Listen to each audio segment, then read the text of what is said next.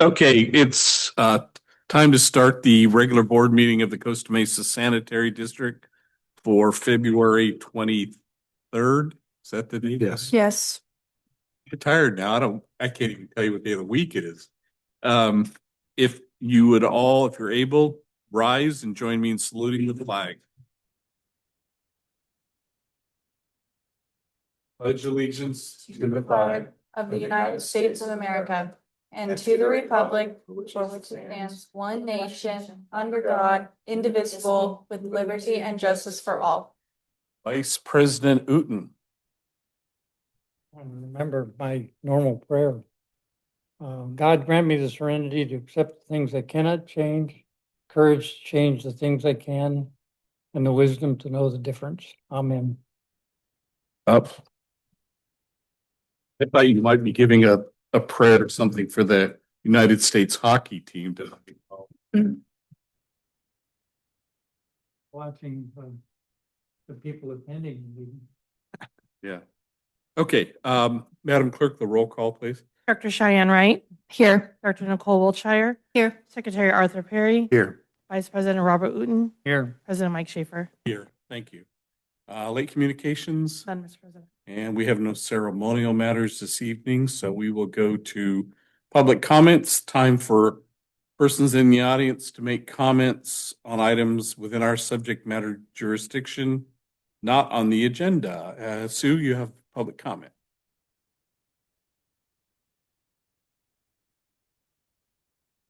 Hi, my name's Sue Lester.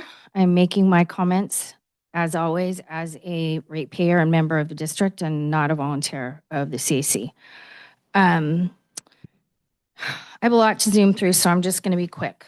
So I was contacted by GM Carroll the day after the last study session in regards to meeting about my public statements as it related to compensation that were made on the 26th.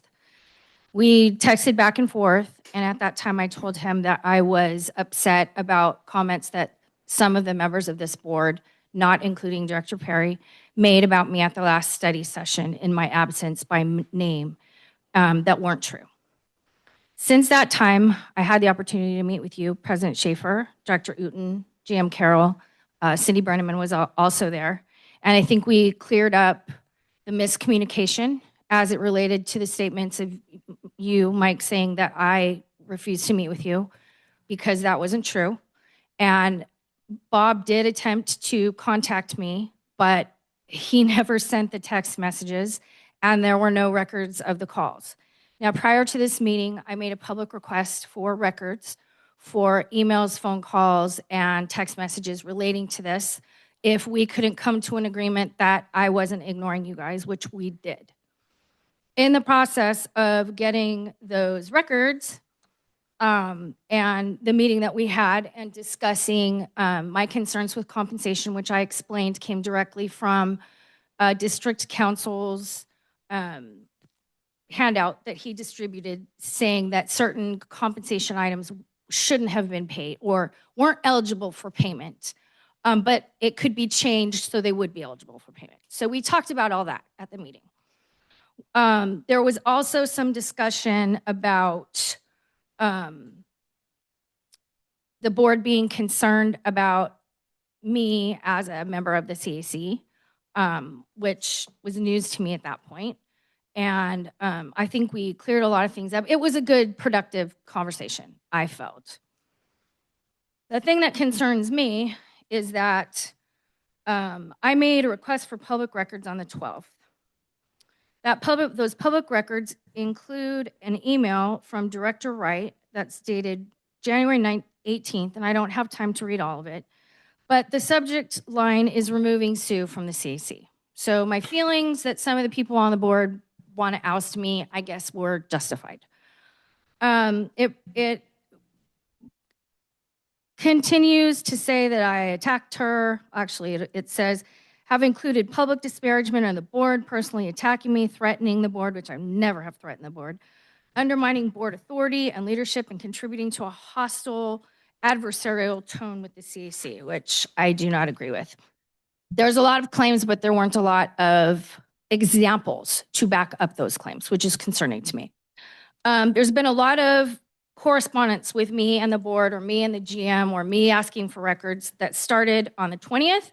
It went on the 21st, the 23rd, the 26th, the 27th. The 26th, there was a meeting. There was 30 seconds. there was another study session, and none of this ever came up. So sometime between the point when I made the request for public records, where this email would be unearthed, where Director Wright's trying to get rid of me, the CAC now appears on the agenda. And I'm concerned that the whole purpose of it is to kick me off, but it doesn't say that, which makes me a little nervous and a little not too confident in kind of the way that these things are being handled. So hopefully we can get to the bottom of what's going on. Thank you. Thank you. Okay, anybody virtually for public comments?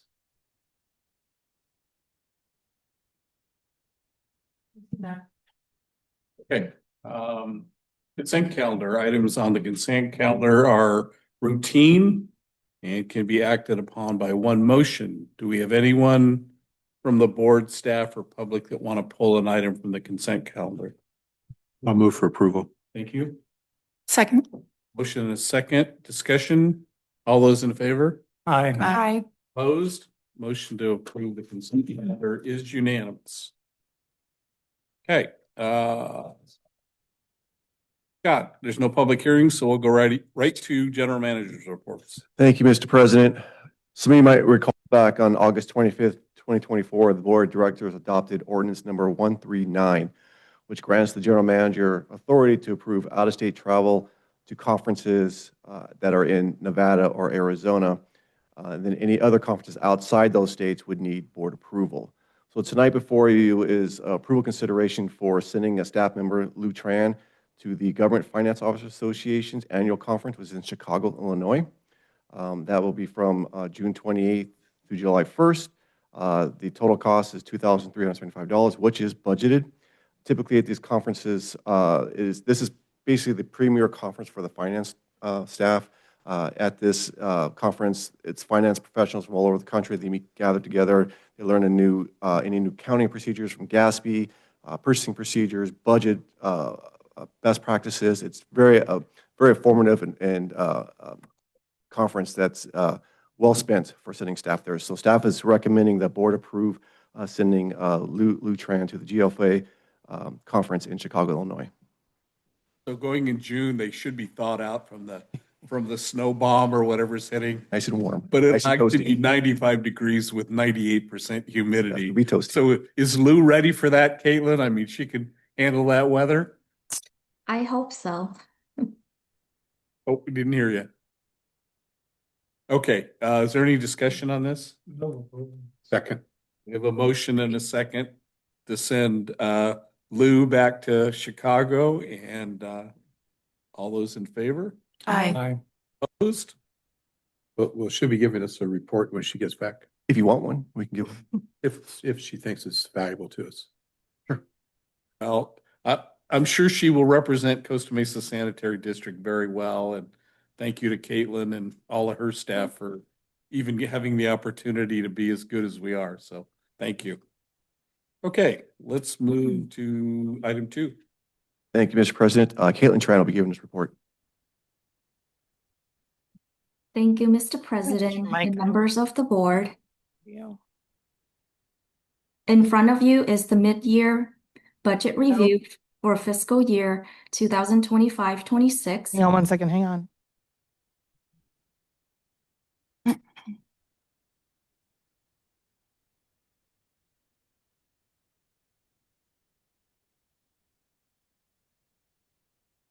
Okay, testing one more time. Oh, you couldn't hear me earlier? No, we Now we- can, and now we can. Okay, perfect. Good afternoon, Mr. President and members of the board. In front of you is the mid-year budget review for fiscal year 2025-26. As of December 31st, 2025, a total of 48% of the solid waste budget was expended. At this time, staff anticipates a budgetary savings of $10,000 by June 30th, mainly due to savings in salaries and benefits.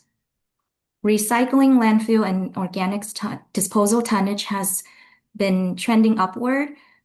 If this increase continues, staff projects these accounts will exceed their adopted budget by year end. To help offset these higher disposal costs, the district has invoiced CR&R for liquidated damages in the amount of $205,700. Payment is expected by the end of this month. This will help mitigate the projected overages. A total of 45% of the wastewater fund's operating budget has been expended. Staff anticipates a budgetary savings of $115,000 from the personnel, maintenance, and operations accounts. The district received 55% of the solid waste and wastewater assessment revenues as of December 31st. This is the normal apportionment the district received for the quarter due to an increase in inspection and permit activities. The district has generated more revenue than budgeted in the permit and inspection revenue accounts. Please see the attached analysis report for more detail by selected account. And that concludes my report. I'm happy to answer any questions you may have. Caitlin, I had just a quick question on the election costs that we get. The report says that we've not been billed for Division 4 yet. We contacted them for the invoice for that division, and they said that the Division 4 was not on the ballot, so there was no cost to be incurred. Okay, so that the fact of Division 4 was Director or Secretary Perry ran unopposed, so there was no election essentially. That's why there's no bill, I would assume, right? So in other words, if someone runs unopposed, there's no cost to the district, That's correct. correct? Okay. Other questions on the review? Caitlin, anybody? I have a question. What is maintenance and operations are professional services? Under that, professional services, let me get there for you. Under there, there's the solid waste rate study, the community survey, public relation. There are a bunch of other activities that's going on in there. I need to look at the budget line item. I can get back to you in a few minutes if we want to continue on with other items, and I can search for that. Honestly, if that covers the majority of it, that's great. Thank you. It sounds like, In general, out of house. services are services we contract out of the district. Have an outside consultant and things like that. Is that right, Kate? Those are all outside. Correct. Okay. I have a question, Mark. But what were the charges for CR&R? What was that amount? Charges for CR for tonnages or Like the damages? Liquidated damages. I will have to pass that on to Marissa if she could answer that. She has the detail of the liquidated damages. I don't have the detail in front of me, but if you're looking for the total, it was 204,000. Was that the question, or were you asking? Question. Okay, the total. Seems excessive to me to have that much going out. I think it was 180, if I'm not mistaken, the year before, so it went up slightly. Was that part of the contract? The liquidated damages, yes, those are in the I contract. think we should look at that in the future, because I think that's excessive for CR&R to have to pay. I think we need to look at how the charges are made and why it came about, personally. It's all documented. Everything, No, I know. it's I all think- documented. I It's think everything they agreed What I'm to. saying is I think it's still too high to be charging them that amount. It's a way to hold them accountable. We're holding them accountable and I think and actually, in actuality, that's actually like a 50% reduction. It actually was over 400,000. And we met with them and we agreed to reduce that to 200,000 because they came up with some good evidence, logic, why it shouldn't be that high, but originally it was up to 400,000. So we do, when we have that amount, we do meet with CRNR. We make sure that everyone's comfortable on those charges. Of course, they don't want to pay anything, but we would say, well, okay, fine, but comply to the stipulations in the contract, and you won't pay anything. I mean, can that part of the contract be looked at closer? We have agreed with CRNR staff that we will look at it. There are some cleanup languages in there that we both agree to look at it, but there's no guarantee that's going to lower the liquidated damages. No, but we should look at what the charges are for and exact amounts, and how did that come about anyway in the contract? That was negotiated between me and Dean. Dean, they agreed to that. That was all agreeable on their end. So again, everything is up and up. It's a fair liquidated damages contract that I don't believe many other organizations are doing this because they don't take the time and resources to hold their haulers accountable. Is there any other cities that they deal with that have? Newport Beach has it in their contract, but I don't know if they're applying holding them accountable to those terms. But they do have liquidated damages in their contract. Newport Beach does. Now, do you guys, excuse me, Mike, do you ever meet and talk about this with the staff? No. You know? I think what we might suggest is at a study session coming up, let's look at a breakdown of where that, where are they falling short? Why are they paying it? Maybe we can take a look at the different categories of what they've paid. That's just what as a review. That's what I'm referring to, Liquidated damages are a good way to hold someone accountable, but they need to be reasonable too. And there's no judgment there. I'm just saying, let's take a look at it at a study session. Sure, we can bring it back, but staff believes they are reasonable. They are reasonable rates. I mean, they could actually be higher, in my opinion, but I think they are reasonable.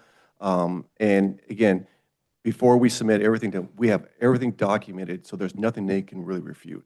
And they own up to it. They own up to it. They say, I hey, think one of the reasons to take a look at it is with their recent, with Mike Carey's retirement, there's a potential that could go up even higher. There's going to be some things that it's possible, but Yeah. that's on their end. That's their I get it. responsibility. That's not our problem. But let's take a look at it. Let's look at the categories Sure. of where we charge and maybe. Don't we have a committee that could do that? Like you and Bob are in a committee that. Solid. We can take a solid waste committee, sure. I think that should be done. You guys could look at it and see if, We can review the contract language. yeah, exactly. I think broadly a study session item on the contract would be educational for all of us. Well, I was thinking. I would think maybe let them meet first and come back with their ideas. Mhm. You want to set something up, then let's do that and take a look I at think it. that'd be Bring it really back. good. Okay. That's it. All right. Other questions for Caitlin? I do. I really liked the year over year comparison. If ideally I could request a combined of the solid waste all in one page for next time, combining the solid waste and the wastewater fund expenditure comparison. Would that be possible? Why was that for? Why do you To want be that? able to see them all in one column. Does that make sense? All in one row, side by side, rather than scroll, just for, You and I have a meeting tomorrow. Let's talk about it tomorrow. yeah. Let's do that tomorrow. Okay, and then I'm curious about the increase in overtime for solid waste. How does that? I can have Caitlin refer, but solid waste most likely be because of special events. That's probably what the special From events are this for. year? Yeah, for like Yeah. the shredding event and the shredding and composting event and Eco Expo, those events. I mean, it was 173% increase, so I was assuming it'd have more to do with maybe meeting goals or something, or the, No, it's usually the or special the events. SSOs. Okay. Yeah, no, because you're talking about solid waste overtime, or you're talking about Solid waste. yeah, solid waste. It's mostly going to be special events. So for overtime and wastewater, we spent a considerable amount on overtime to catch up on our cleaning, and then of course SSOs. There's several Yeah. reasons. Only 16% for wastewater. And then for solid waste capital outlay, there's a 1,067% increase in equipment. Was that a intentional investment into something specific that was So what was that line item again? equipment under capital outlay? It was 1,100% increase. I'm curious what That purchase. you're comparing year to year, right? Yes. So Okay. it's this year to date compared to last year to date. I believe there are more IT projects going on this year compared to last year. Um, Right. I don't think there We was. have a state grant for our IT project, so that's probably where it's coming from. We're spending a lot Cool. more than we typically do. Are you guys revamping your internal systems and stuff? Yes. We're focusing on cybersecurity. So Nice. we're doing a big cloud backup. Cool. That's great. Um, those are all my questions. Thank you. Caitlin, anything else for us this evening? that's all. Thank you. Thank you. We will receive and file your report. Thank you. Thank you. Okay, let's move to item 3. Thank you, Mr. President. Nolani Midway will be giving us report. Thank you, Mr. President, members of the board. Before you is a report from ISDOC. ISDOC is requesting the board to vote on behalf of our agency to adopt proposed amendments to their bylaws. They're very minor. There's 3 that were identified. Minor grammatical corrections from the previously approved bylaws, adding an exception for the secretary position to allow a staff member or elected appointed official of a regular member district to serve. And lastly, updates language to allow for virtual meetings. So maybe President Schaefer has some insight since he sits on that committee as well. Yeah, Article 1 is just it was very minor. There was, I don't remember the exact language, but a grammatical correction. Item 3 are just some updates based on the new Brown Act regulations with virtual meetings to put us in to put ISDOC in compliance with what the state is saying. Number 2, currently any member of the executive board for ISDOC must be either a director of a regular district or a staff member of a regular district. And when they talk about a staff member, they're talking about a general manager or someone of a higher management level. The last 2 years, ISDOC has not been able to get anyone to run for the position of secretary. ISDOC has the secretary take minutes of their meetings, and nobody wants to do that. It gets pretty cumbersome, apparently. So they're looking to allow, under the bylaws, a change to where a regular member or a regular staff person in a district, it could be anybody, okay? They just want to broaden the pool to get someone who wants to come in there and take notes. Right now, ISDOC is having to pay a court reporting type system to get the minutes done, and it's becoming rather costly. So I would recommend approval of all 3 of the items, simply to make things easier and compliant, and that's really it. So I move approval. Second, that's for approval of all 3 All 3. amendments. yes. The Discussion? Article 1 was just a correction of something. I don't remember what that one is, to be honest with you, but it was a real minor thing. So, all right, all those in favor? Aye. Opposed? Motion carries unanimous. Item 4. Thank you, Mr. President. So, you might recall, in the fall of 2025, the district conducted a community-wide engagement survey to 1,000 residents to gather feedback regarding the level of service we provided and also any existing or new programs. Staff presented those survey results to the board on December 15th of 2025. And one of the questions the board asked staff, well, what do you use this data for? And this is what we use the data for. We would go back and identify those areas that we saw that was a lower score than anticipated. It didn't reach the goal we were trying to hit. Maybe there was some, we look at the comments made by the community members, and then we would develop an action plan. We implement an action plan, and then in a couple of years, 2 years later, we do the surveys every 2 years. We'd come back in 2 years and see if that action plan had any positive results. And so, as you can see in your staff report, we did identify 6 goals that we're trying to achieve, and that's in your staff report. And there's an action plan for those goals. And so this is just for FY your information. So we are going to implement this action plan, and hopefully in 2 years when we do the survey again, we'll see some improved results. Okay, questions for Scott on the? I have feedback. Did you have a Go ahead. question? On the item, let's see, there was, on the awareness participation, HHW, do you have a timeline or a goal? I know we've worked on that, tried to work on it pretty extensively in the past to get people, to make people aware that of our policy to pick up their household hazardous waste. So yeah, I'm always interested in a timeline or a goal. Yes. In our strategic plan, in our 2025-2030 strategic plan, we do have a solid waste goal 5A, which is to increase participation of the door-to-door household waste collection program by 10%.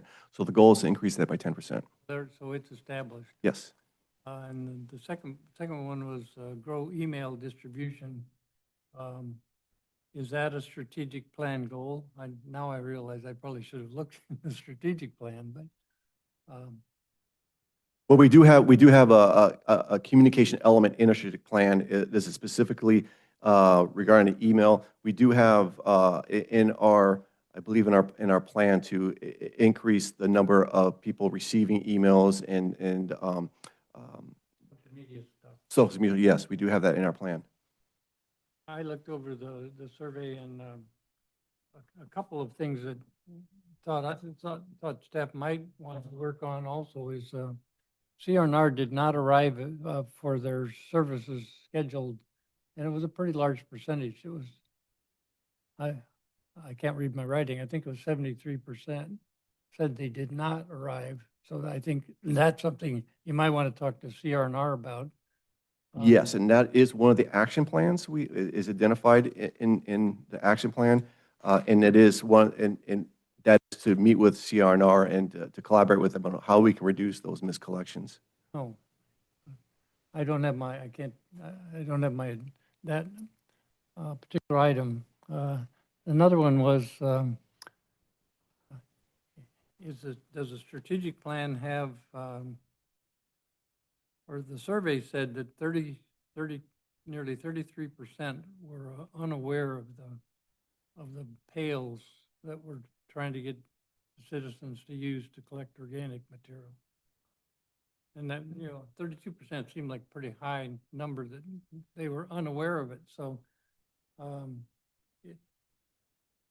I know staff has probably published in social media and handouts and things, newsletters, and still 33%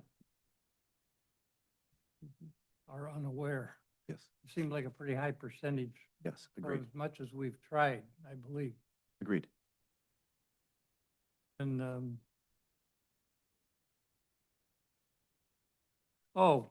another thing that the CAC recommended was, the survey said it would make it easier for citizens to figure out what to put in what pail if they had a magnet, a refrigerator magnet. And I was going to suggest not necessarily a refrigerator magnet for each of the things, but maybe a condensed version, a paper version with magnets to hold it on the refrigerator. Anyway. Okay. And that was another 33%. Logical. Last one I wrote down was, it was 68% say that battery disposal container would be helpful. So my hope is that staff is going to budget that and develop improved ways to get those containers out in the public. We have some containers right now just for battery collections. Pardon? We do have those right now, the containers just for battery collections. We do have Yeah. them, but the citizens don't, according to the survey. So Well, it depends how much money you want to spend. You want us to mail them out to everyone?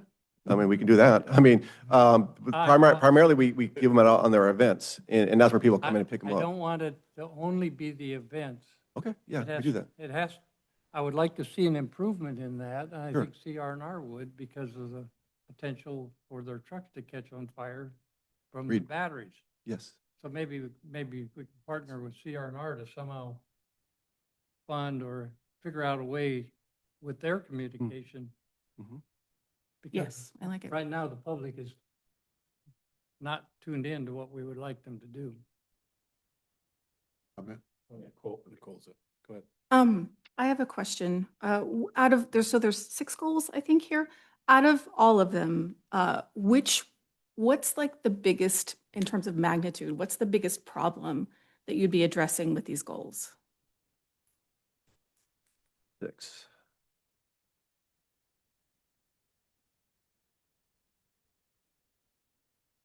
I mean, Hmm. can I pick one over the other? They're all, in my opinion, all really important, but Can you rank them?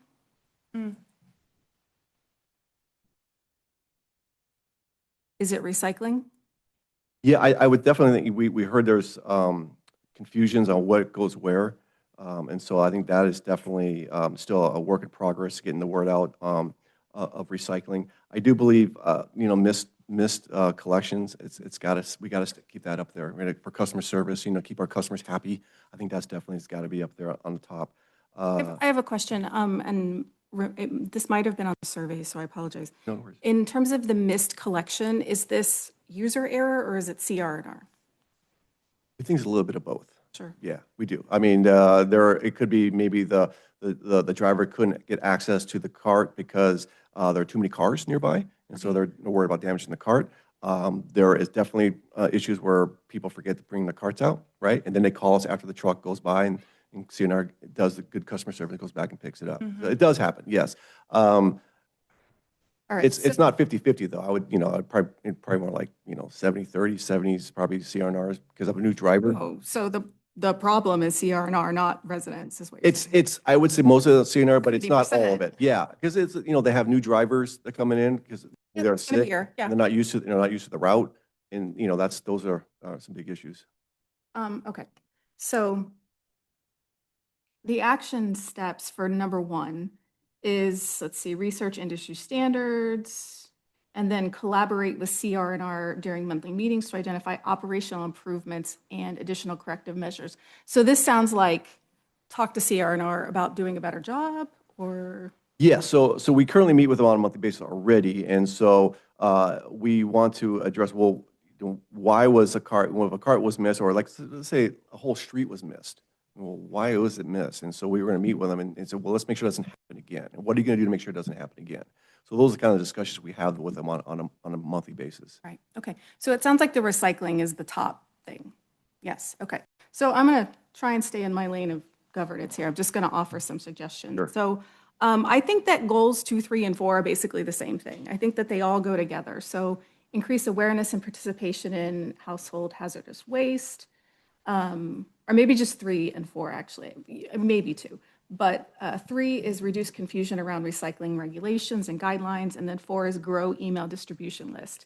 So I think that those 2 go together because they have the same outcome. Like, we're trying to communicate with the public better. So I would recommend focusing on like 1 goal. Like, these are a lot of goals, and I feel like they're, like, for example, number 6, effective outreach strategies for residents 18 to 29. Why did this end up on there?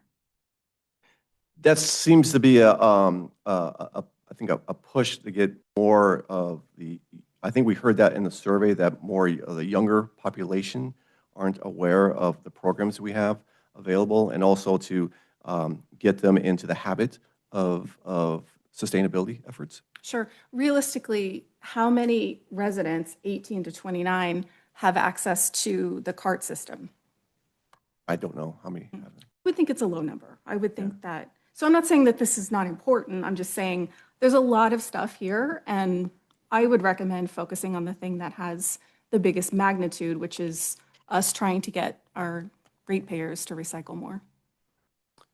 So I hear from one board member, if there's two other board members that want me to go in that direction, staff, I can meet with my staff and say, here are the 6 goals, which one's the most important we want to focus on? Is that what the board wants us to do? I think all of them are important, personally. Direction, what do you want me to do? You know, I'll go back. Let me make a comment on the reaching the younger people. I think if we're going to be more successful in recycling, it's not the 18 to 29-year-olds that we need to get to. It's the 7 to Yeah. 12-year-olds that we need Oh, to get to. okay. Because I have a senior person that I live with who's constantly reminding me that I mess up, I'll put something wrong. But I still think it's the kids telling their parents, don't put that in there. You know, they're the ones that know. And I think we need to still get some focus on hitting the grammar schools or doing whatever we do to outreach to the kids to get them more involved. The 18 to 29-year-olds, if my 18-year-old would have told me where to recycle it, I'd have probably brushed them off. But I do think that recycling has to be the goal because it's the thing that the state regulates us on. And eventually we're going to get fined, or the city's going to get fined. So that's where, to me, where the focus ought to be. I kind of looked at number 1 as well. I'll be honest with you. If it wasn't for the reminders on Facebook or email or whatever about, hey, there's a holiday, but there's no trash delay. There's a holiday and there is a trash delay. Somehow we need to tell our constituents, here are the 18 or 16 or 5 or whatever holidays that we do this on. And maybe in that newsletter that goes out in the first of the year, or close, is it December that we send one out? In there, we need to have a master list, not just rely on notifications all during the year, but we need to do it at once so that I can stick it on the refrigerator or I can put it on my can. So I think there needs to be some focus there. So I want to go back and amend what I said. So maybe not focus on one, but prioritize the one that Yeah, has great. the biggest magnitude. And I do think that at least 3 and 4, I think you could combine those for clarity, just so staff isn't looking in 6 different directions, you know? Oh, and I withdraw my 4 requests to add to the staff's burden. Hey, again, back to what Director Perry said, it's a topic for the Solid Waste Committee. Let's have some discussion there and brainstorm it a little bit during a hazardous waste committee, because that's what this is all about. And by the way, I think this is relevant, I'm not sure, but somebody's got to talk to CR&R about how they're interfacing with landlords, because my property keeps getting the wrong receptacle. Like, this has happened twice now, and I've talked to the property manager, and I don't know this for a fact, this is just what they're telling me. They're telling me that they're talking to CR&R and telling them what they need, and then CR&R drops off a cart, and then it doesn't get picked up on trash day. They'll pick up the bin, but not the cart. So there's miscommunication happening that they need to fix. That's something we need to make sure the city has a better grasp. Because the city's the one, in those cases, that are gonna have to put pressure on CR&R to Sure. correct it. But we, as good stewards, Right, yeah. should be bringing that up to the city. I mean, We should be leaders in that for units 4 and less. And then I know that the city will be watching and seeing how we're prioritizing renters. I feel like we've started the conversation. It's been good already, so, the start is a good place to start. yeah. Art, go. Well, go ahead. No, I'll be longer. I just want to make a comment. Nicole and I met with Scott earlier. Is it this week or last week? Last week. Oh, And he brought up a thing about CNR's doing a program, like a 10-page summary or information that we're going to be getting. I gave it to you last Friday. Yeah. Yeah, no, I don't know if everybody. Wait, did I get it? Well, we were talking about it at the meeting. Yeah, I emailed it all the board last Friday. It was a guide, a Yeah. draft guide. and- It was with your email, that's the, Yes, got it. yes. they report. Got it. Make sure to look at that. Okay, so I have feedback. One, I was very excited to see this. I really like it. Just as a practice, as a discipline, like I really appreciate that we turned our results into a suggested action plan. And that makes me feel a lot more like optimistic looking at when we would do it again, knowing that we actually did something about what he found. So yeah, good job. Thank you. And then, yeah, for each one, I have some thoughts. I kind of was going along the lines too of like, oh, should we prioritize within this, rank them? But also maybe just put a filter as far as how much staff time or funds we'd want to allocate. I feel like inherently that would dictate some sort of prioritization, and they can be aligned with the possible outcome or impact, right? So yes, for missed carts, yeah, when CRNR came, I thought they were very humble to take responsibility, primarily with staff, as the faulty party here. But I do think having an action step that is on us and is customer facing, I would recommend. So we've got something like more industry internal, and then something CRNR is responsible for, and then something that we should be responsible for. Communication is good. I like the idea of the master like calendar, or just how to make it really easy for customers to see it once and then like add it to their own calendar. We can make like a Google Calendar that they can in one click add delays, right? For the 5 zones. That's just like off the top of my head outside of the channels we already use. But yeah, I would assume but where actually, as we were discussing this, where my head goes more is, are we tracking the data of missed pickups? Because when you mentioned when it's one person calling versus their whole street, that would indicate to me like who's at fault there. And so I'd love it, even if it's just reactive to when customers call us, and then the data that I'm assuming CRNR is tracking as well. I'd love to see that before we decide what the solution should be. What are you requesting to see? When customers call us that a pickup was missed, was it just their house or was it the whole street? AKA, who would maybe be the underlying party at fault? I got it. Okay. Thank you. So that's my thoughts on goal number 1. Goal number 2, awareness of the household of HHW. So originally I did really like this one because I feel like in general, government offers so much and people just don't know about it. It's like a gap in services. But I want to make sure that awareness of the program doesn't necessarily mean they would use it that much. So this one is one that I'm wary of putting too much investment into, just because it is maybe something your average resident only uses every once in a while. And then my mind even went to like, who are the most likely people that need to dispose, and how can we do a more pointed outreach? For example, when you're renovating your home and repainting everything, okay, how can we partner then with the local GCs and developers to ensure they know about it? Or gardeners, right? Because I saw some pesticides, stuff like that. Like, it seems to me that maybe a B2B approach would be more effective for specifically this program than your individual resident who, is tossing an old bottle of nail polish remover. One of the things that it just occurred to me that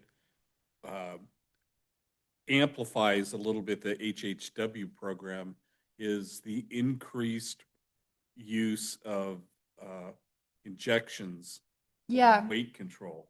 That has a potential for, and maybe CRNR can tell us what they're seeing in the waste stream, but there's a chance that with the proliferation of new drugs and a lot more drugs being injectable, that could affect some of the HH stuff considerably.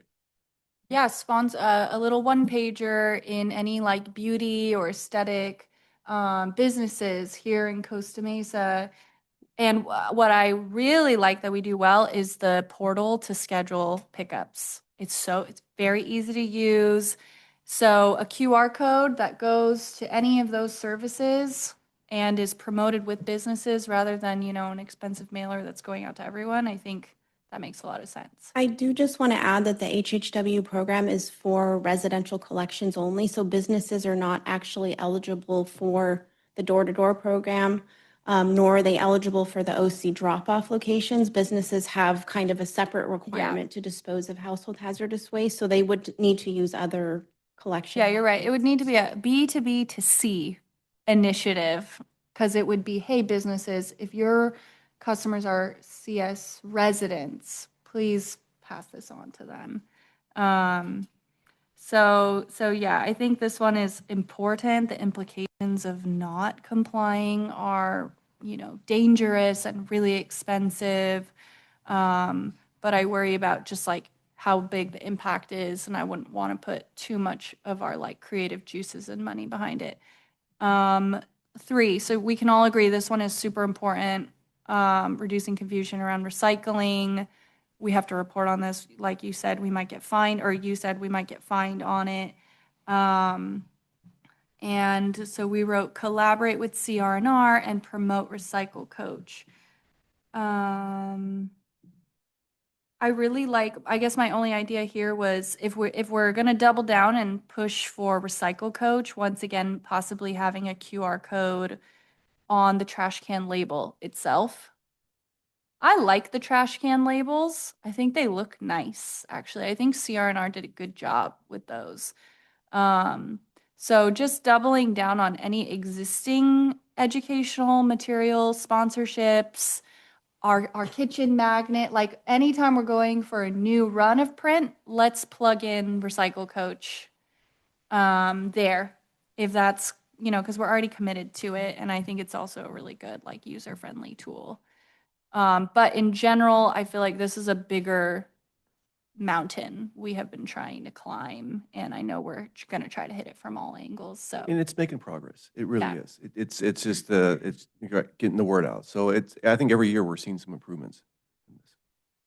yeah, and like I think the effective outreach for young people and growing the email distribution list would all sort of like, it's like a funnel, right? And then it would flow to all our other goals.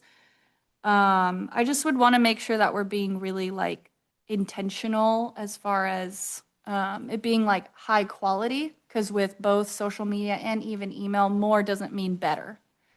And so it would be maybe more about like engagement or having like an actual, series of communication plan built out to ensure like if somebody does once in a while open our email, that they're not missing anything. So I'm down, I think when I bought my house, I got like automatically enrolled in our emails. I think that is the best. It goes right to the person that matters, And my tip would be if we are going to put like money and time and energy behind young people, which I'm a big fan of, and I'd suggest a resident Gen Z intern. Like, and let's go out of our comfort zone a little bit. Like, let's get on TikTok. Young people are using TikTok as a search engine now. Like, it is more than just entertainment. It is where they're finding out information. And it's like a language, though. I wouldn't expect any of us to know. I mean, I would expect myself to know how to do it. But speaking from that perspective, I think the best bang for our buck would be a local high schooler or like OCC student to come in, and maybe they get credit or something, or like a summer internship, and that would probably do really well. And then the public on reducing odors with organics. Yes, this is a really common complaint. I do think it deters people from using it. And I was curious about a trash can cleaning service that does CR&R offer that to customers? No, there is a private company out there that does that, and we did look into it. It was quite expensive, and I don't think it was very effective cleaning it. So we think the best solution is just to use the compostable bags, and that'll control your odors. If a customer complains, do we recommend that service? We try not to recommend a certain business. We say, Yeah. you know, there are companies out there, you're gonna find them. But another option is just put your trash cart on the grass or somewhere and just use your hose. Hose to it wash down. Yep, Yeah, with Yeah. your broom. yeah. Um, Or what you could do, if it's really bad, the CNR can switch it out for you. They can switch Okay. it out for a new cart. We actually had a video, we did a video of someone, of the lady that was big in environmental stuff at UC Davis, that showed people how to properly clean their trash can on the grass with the hose. Right. yeah. Yeah, I think that opens a can of worms, but I do think maybe ideally once we're at a point with education and we feel like we've educated people as much as we can, then we can cross hurdles that are really withholding people from Sure. throwing things into their organics. But funny enough, the people that have the smelly organics are the ones using it. So in a way, that's a good way to find the people that are using it correctly. I thought the frozen, putting it in your freezer is a great, amazing tip, right? So yeah, great. Let me make sure I didn't miss anything else. But all in all, I love this as like a practice and a discipline, like I said, and I'm really glad that we're trying to translate our findings into action plans. Thanks. You know, the one about the small animals, I got thinking about, if you close your lid, most small animals aren't going to get in your bin. The problem I have in my house is I have some big animals called raccoons. Mm. They'll get in anything they want to get in. And, you know, our trash is kind of in a dark area on the side of the house. I don't go out there after dark. Raccoons and I don't get along. But the other thing I was thinking about is I've noticed on general television, and especially watching the golf tournament from Phoenix, the Waste Management golf tournament, and even Waste Management advertises a lot on the Golf Channel. There's a big focus on composting. They don't talk much about recycling on these commercials. And I'm assuming Waste Management doesn't have any kind of AD facility. I don't know if they do or not, but I've seen a lot of commercials promoting composting. And that was big for us when I was first elected to the board. And we don't seem to be doing much with composting anymore, do we? We are looking at doing, remember, we used to have a home composting program where Yes. we would sell composting bins. We are looking at possibly starting that up again. It's Okay. just kind of right now, it's low on the totem pole for us. We got so much other stuff to do. But it is on our radar. We are looking at bringing that back, and we're looking for some direction from the board on that. To my way of thinking, we need to work more on the recycling end of it because of the state regulations and stuff. Composting's on, hope I don't get myself in trouble over this, but composting is a nice thing to do. But to me, the priority is recycling over compost from what we do. So I met with the lady that did the workshops on composting this past week, and she's ready and willing to help with that. And I am buying a composter that rotates Yes. because I need that kind of fertilizer for my garden. So, and I'm willing to invest in not the static composters. I've had those, and I just have never figured out how to do it. I must be lazy because I rely on Home Depot for my fertilizer rather than make my I own. do too.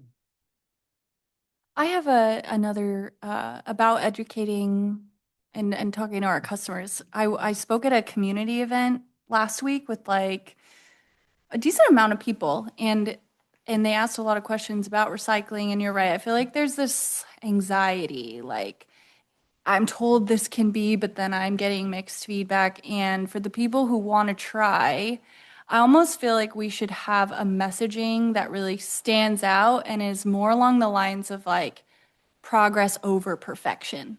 Yeah.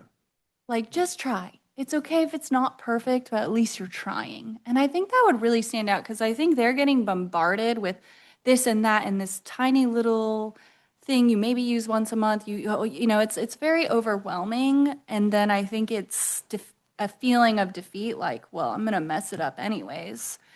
So I think something along the lines of like grace might actually catch people's eye and get them to try. Maybe they'll get 80% of it right, and that's better than nothing. 80% would be really good. Yeah, that's actually really high.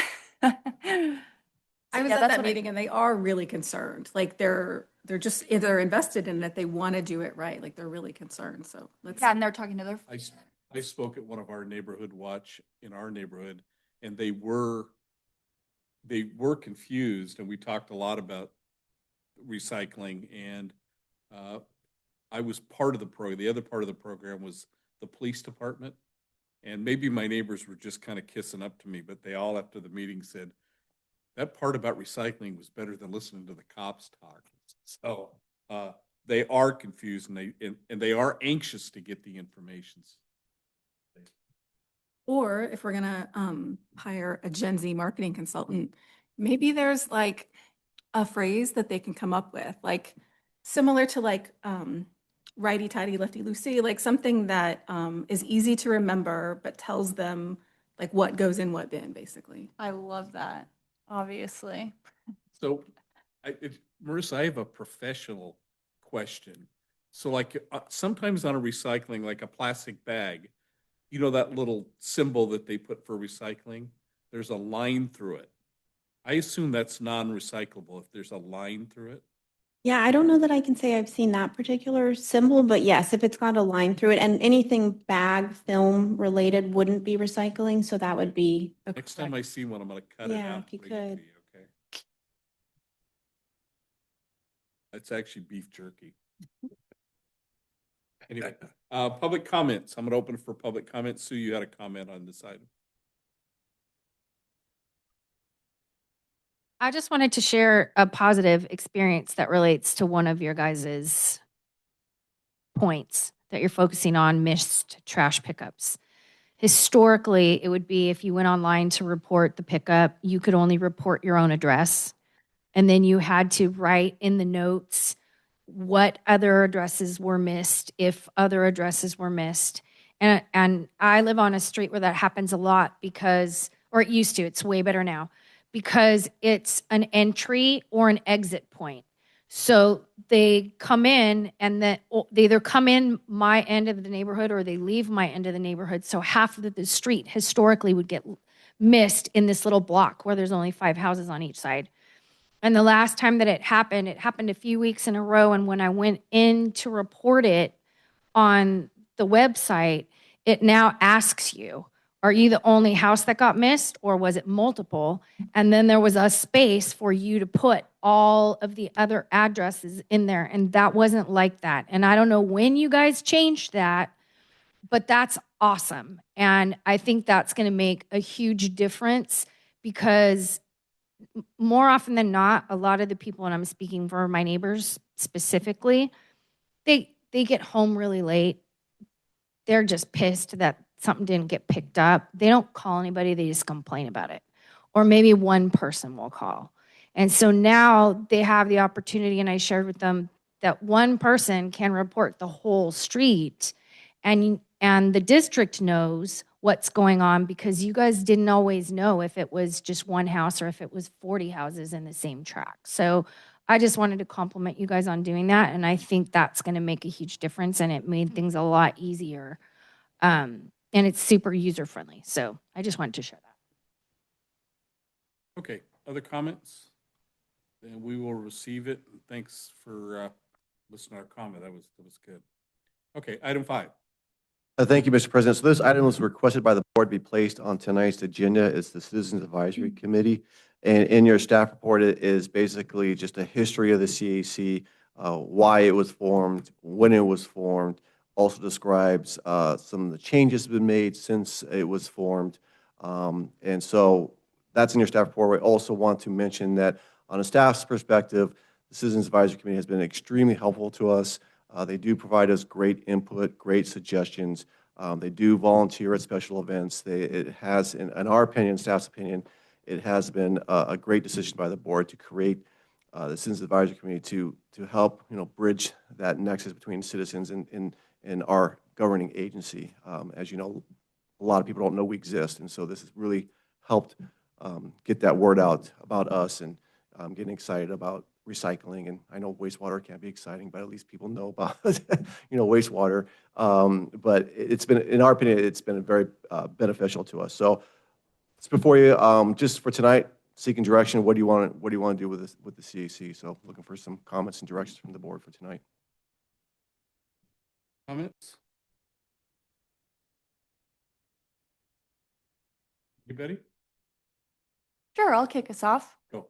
I know we have a lot of vacancies right now, and since joining, I feel like we've been talking a lot about updating some of the processes. Specifically, one that I would really like to see us explore down the road is similar to how commissioners are appointed on the city level, which is more on a direct basis, representing each of our districts. So that would sort of ensure that each district is represented. I also feel like it puts the onus on us to make sure we're building relationships with our committee members. And I'm a big fan of resident committees and feedback and sort of formalizing that process and building it into, when we view items and having someone to send it to.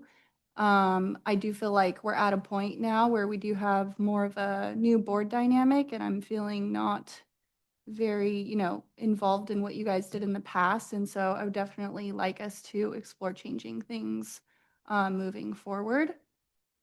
And Are you talking about like the planning commission is appointed by it? mhm, And then maybe we each appoint 2 people since it's 11 right now.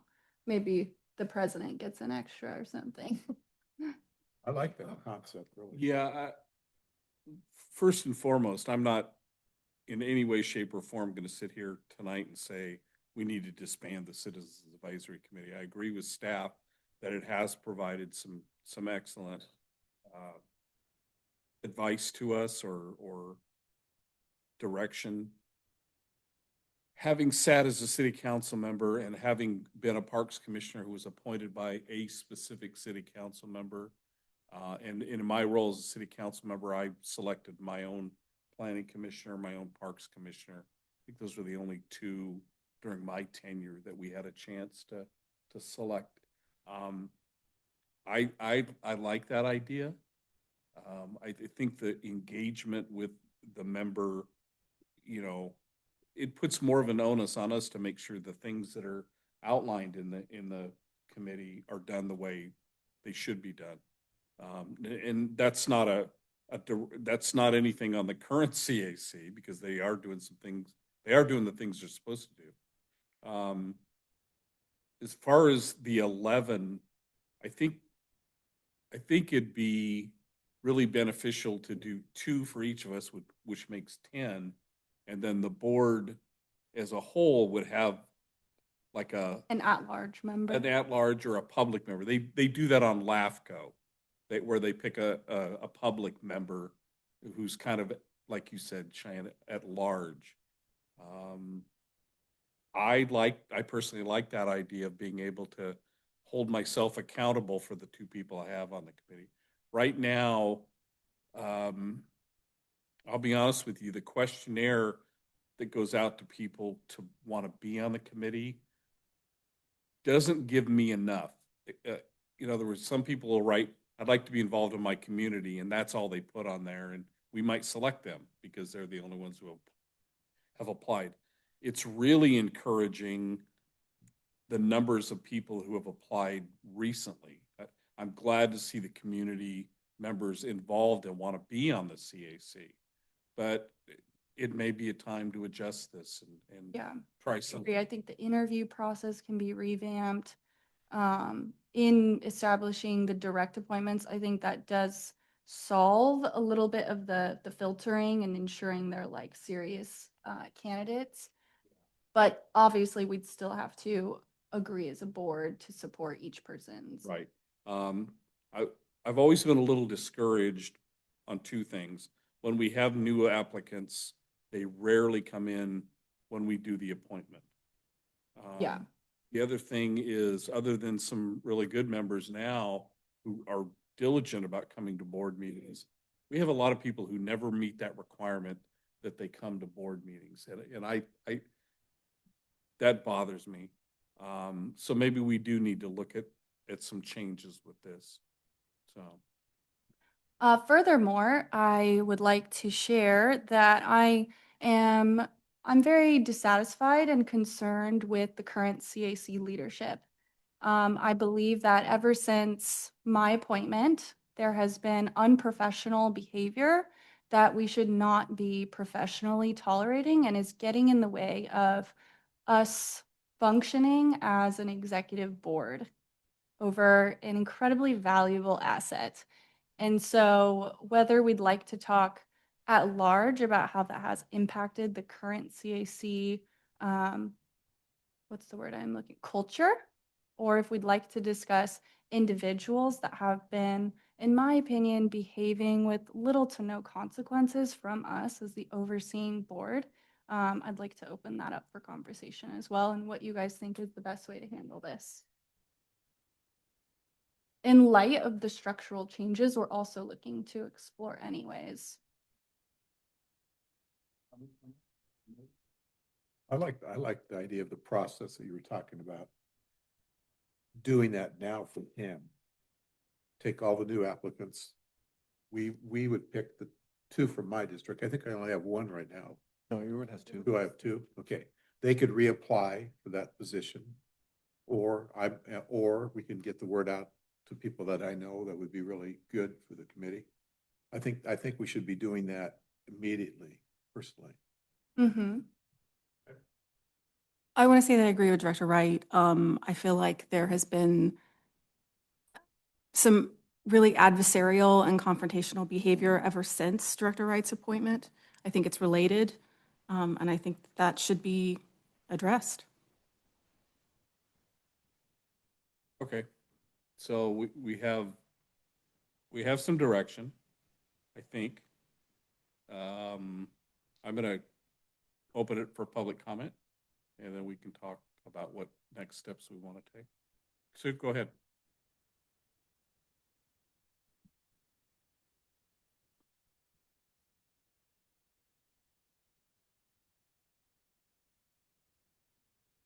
My name is Sue Lester.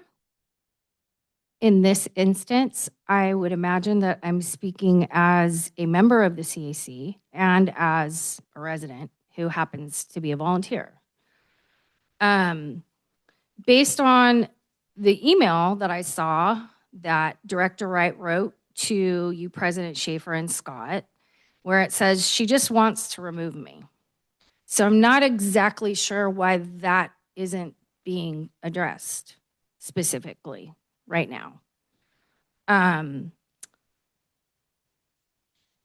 I think there's some confusion in terms of the view of some of the board members of me being on the CAC during CAC meetings and when I'm standing here as a ratepayer or a resident.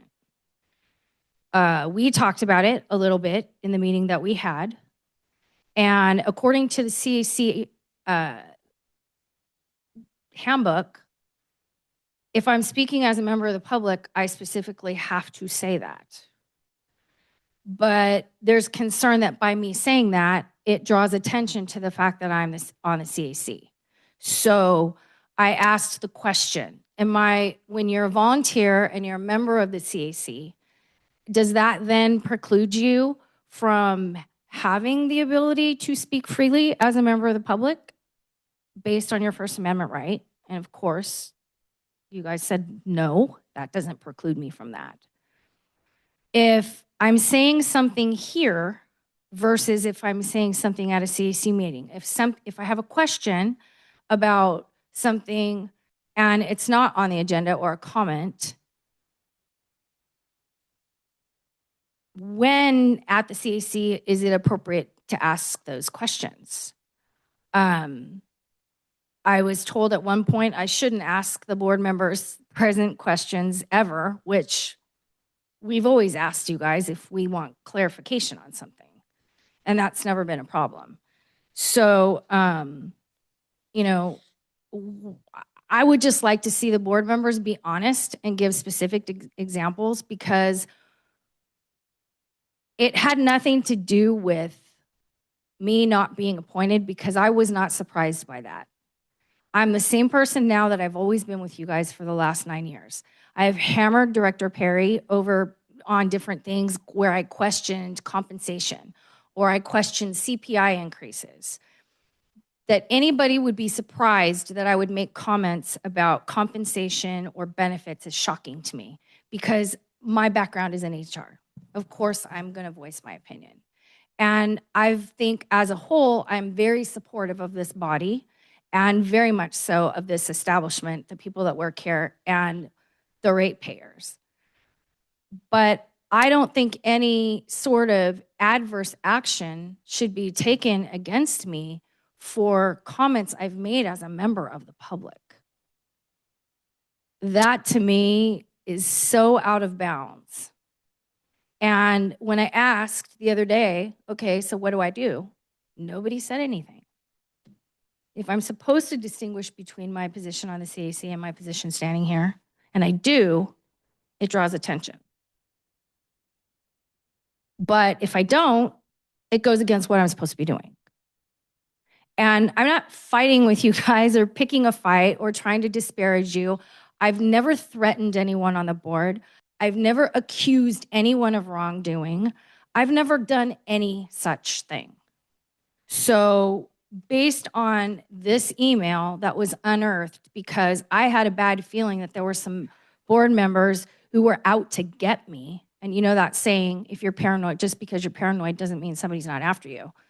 This came to light because I knew what to ask for a public request, or this never would have come up. So I would ask the more seasoned board members to think about my service on the CAC, my service as a volunteer, and the differentiation between when I'm standing here as a member of the public and I'm a member of the CAC, before you make any foregone conclusions about me or the leadership that is being implied, but nobody's coming straight out and saying it. So I would appreciate a straightforward, honest approach, which is what I've always gotten from the majority of the board members. You don't always agree with me, but you always listen. And that's really all I'm asking you to do.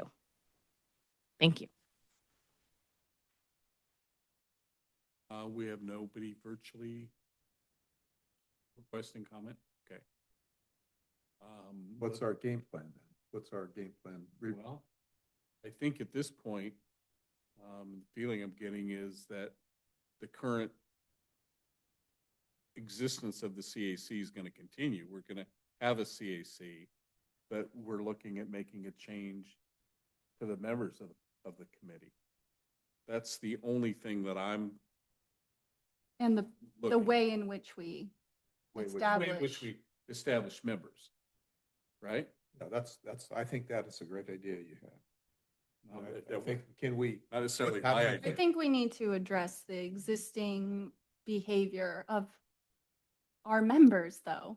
Like, I think it's pretty clear, and as like a business owner, these are volunteer positions that we don't need to get into the semantics of reasons why right now. We have all seen, in my opinion, unacceptable, unprofessional behavior. And it doesn't, like, I'm very concerned that we've allowed it to go on now for 6+ months. You guys knew this behavior maybe before, but I'm saying now that I think it's unacceptable. And the how, there needs to be accountability. And it's taken a really long time to even get this item agendized. And so I know that maybe here or there have been conversations. The email I sent was in January. So I would like today for there to be a little bit more of a practical step away from existing members while we figure out a system revamp. Or I would like us to remove a member. What do you guys think? In terms of looking to revamp the membership, I'm going to put that out there. Again, I'll go back to my earlier comment about me having accountability for the 2 members that I would select. I'll be honest, I've noticed over the entire tenure of the CAC, there's always been a certain amount of disagreement with members of the committee about what we as a board do. There have been a number of actions that we've taken as a board that have been criticized by a lot of members on the CAC. That's unsettling to me. I mean, when you look at an adversarial versus a advisory committee, it should be advisory. They should accept what we decide to do, because ultimately we're the ones responsible for this. We're the ones elected to this office to make sure we do the right things. In terms of removing a member, there's really only one guiding principle to us about removing a member. And it says members of the CAC are subject to removal at any time by a majority vote of the board of directors or as indicated below. And that has to do with missing meetings and things like that. We have the ultimate right to remove a member without any cause. We can remove a member just because. Yeah. So we do have that right. And I think we've been very generous in allowing Over the tenure. allowing difference of opinions, allowing, whatever, all feedback, all participation types. And so, yeah, I agree with you though, like being on a city commission, they disagree with each other all the time. They disagree with council all the time. But there is a level of like respect, and it's a professional role. And I would like to see that more in our new chapter of the CAC. So yeah, since we can remove any members, I would kind of like to explore either a new fresh start formally starting today, or start with the removal of one member. So the fresh start would mean to me that the current CAC would be put on hold. Yeah, indefinitely paused. So we decide. Let's get this new system in writing and enhanced, and then let's take the existing applicants, give ourselves a due date, and get the ball rolling. I think that's exciting. And I'm going to ask council, we are allowed to do that. This committee is strictly appointed and directed by the board. We can pause it. We can do anything we want to do with it, essentially. Is that right? Thanks, Mr. President. Generally, yes. Just not at this meeting, but direction can be given to establish and set the meeting for another time in which you take the action. Okay. If I'm not, go ahead, Bob. I'd like to ask a counselor, can a member of the CAC speak as a member of the public?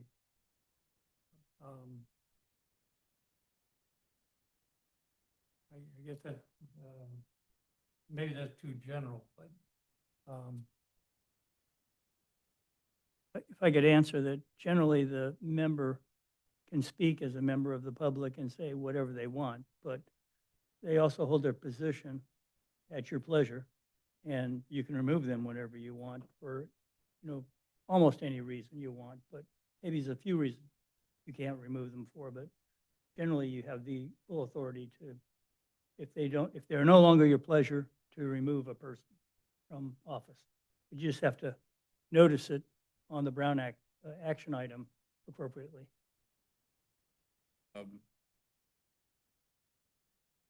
I have a question for Alan.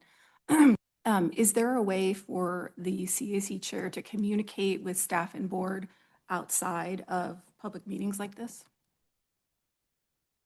A way to communicate one-on-one, or If they have questions, if they have concerns, who would be in the meeting? can they just email the board president, the GM? One-on-one is okay, but Okay. you can't develop a collective. But they can concurrent. communicate directly with staff or the board, as long as it's one member at a time.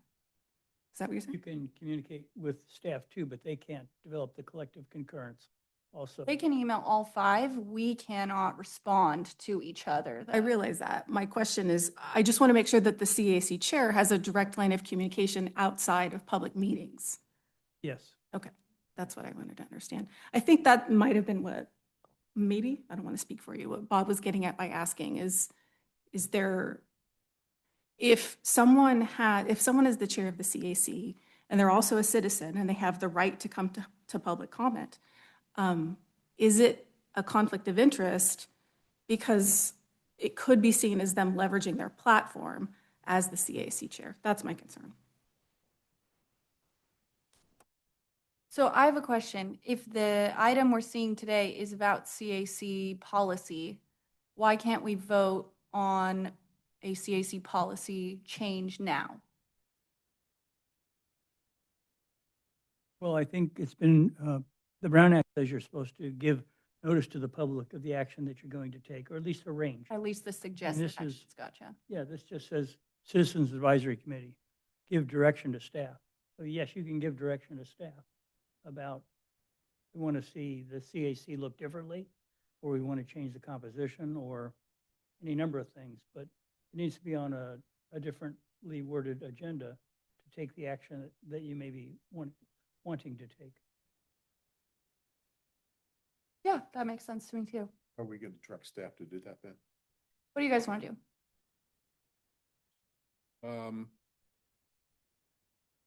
I guess if I'm trying to interpret what's going on, we would direct staff then to put the current CAC on hold and not have any meetings until we define how we're going to continue with the CAC.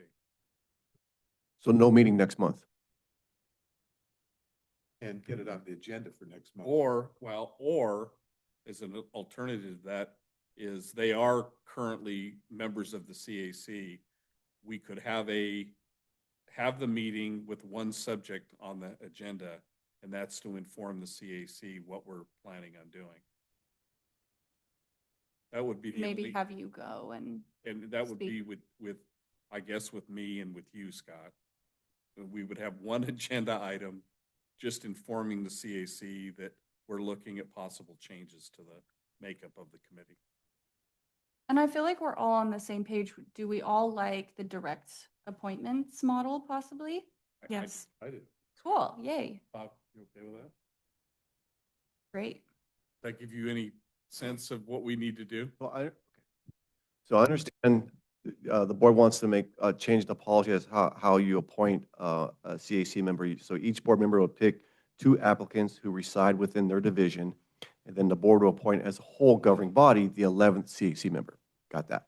All right. As far as the March meeting, you want one item on the agenda, and what's that item what's the title of that item? It's just updating the current CAC on what the board is considering. Or you can do that by email. I mean, can we do that by email? Why don't you do that by email and send them a note saying the board's going to be reconsidering the composition of the CAC? And Yeah, I think that's Okay, great. I want it clear then in that email that every member that's here is eligible to reapply to be on the, whatever iteration of the CAC we do. So then technically there will be no CAC meeting in March. We're going to send an email out to all the CAC, informing them the board is going to reconsider composition of the CAC. We'll bring that back to the board in a later meeting, probably March. I'll get clear action on what to do. And then I guess we'll go from there, right? We need to agendize for the March board meeting, the proposal to go to 2 direct Sure. appointments. Got it. And 1 member at large. And we can even do like how the city does. We can stagger the terms based off of our election years. So therefore, someone I'm appointing is committing to, X amount of months until November or January. I think And, that's great. and I would encourage you guys to check with the city clerk on how they do their appointments, how it's all, the mechanics of it, unless you already know. I think you probably already know, but whatever support for information, I'm sure the city clerk would be glad to help you with that. So for clarification, then it sounds like we're going to reopen the application process for the CAC. And so right now it's closed. No one else can submit an application. No, you're not going to reopen it because we're going to be directing you on who we select. I think it still would have to be technically open, but Okay, so the current. So like the current CACs can still reapply, Yes. right? Yes, and Yes. you've got an open invitation to members of the community right now to appoint.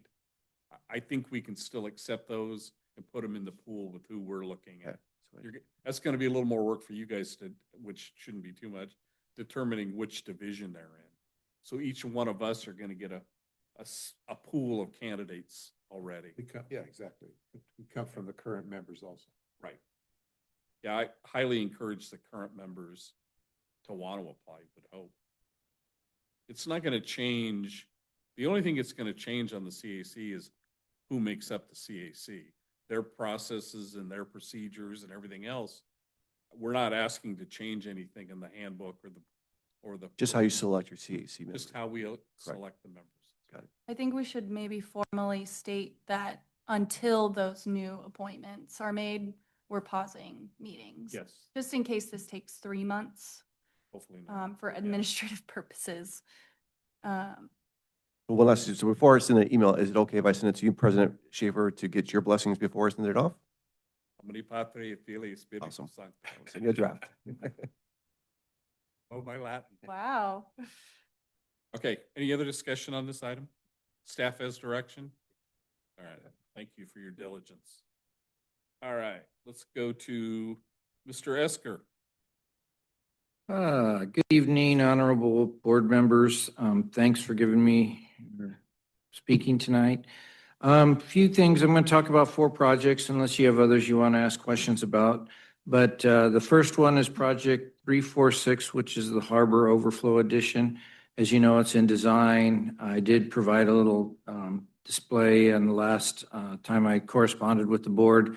I did meet last week with the city to present the project, discuss it with them, and what I found out is they want to negotiate several items, like how many nights of work we're going to be out in the intersection, how we're going to do that, lane closures, that kind of thing.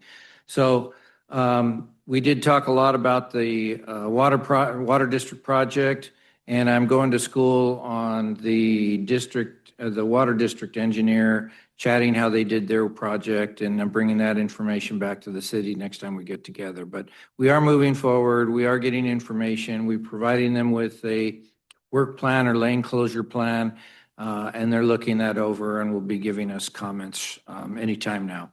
Item 349 Mendoza, that's tonight. I'm going to give you a presentation here next, so I'll skip that one. Item 505 manhole frame and cover. I've been talking about, we've got 100 and some odd thousand worth of work replacing frames and covers within our agency. That work started a week and a half or so ago, and we have already installed half of the 50 some odd frames and covers that we need to get installed. So projects half or more completed. The last thing I wanted to mention, because I've been discussing it, and we've been waiting for Edison to move forward with the design and how they're going to bring wire back to our Irvine pump station. I did sign some documents advising them that we are requesting the work, Edison work, and that they're authorized, or our contractors authorized to coordinate said work with Edison. So finally, we're getting Edison to moving things forward. That concludes my report. Are there other projects I can answer questions or other questions you might have that might not be on this report? I just want to say that I went on the yard tour with Scott and Director Wiltshire, and it was awesome.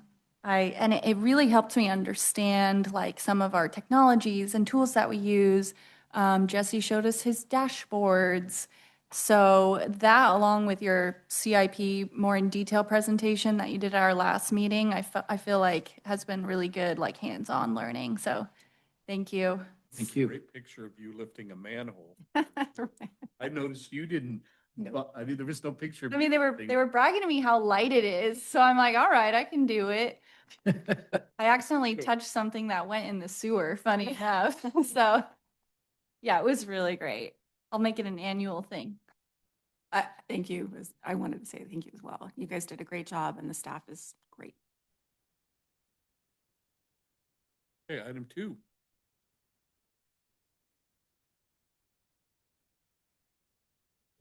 Thank you, Gina.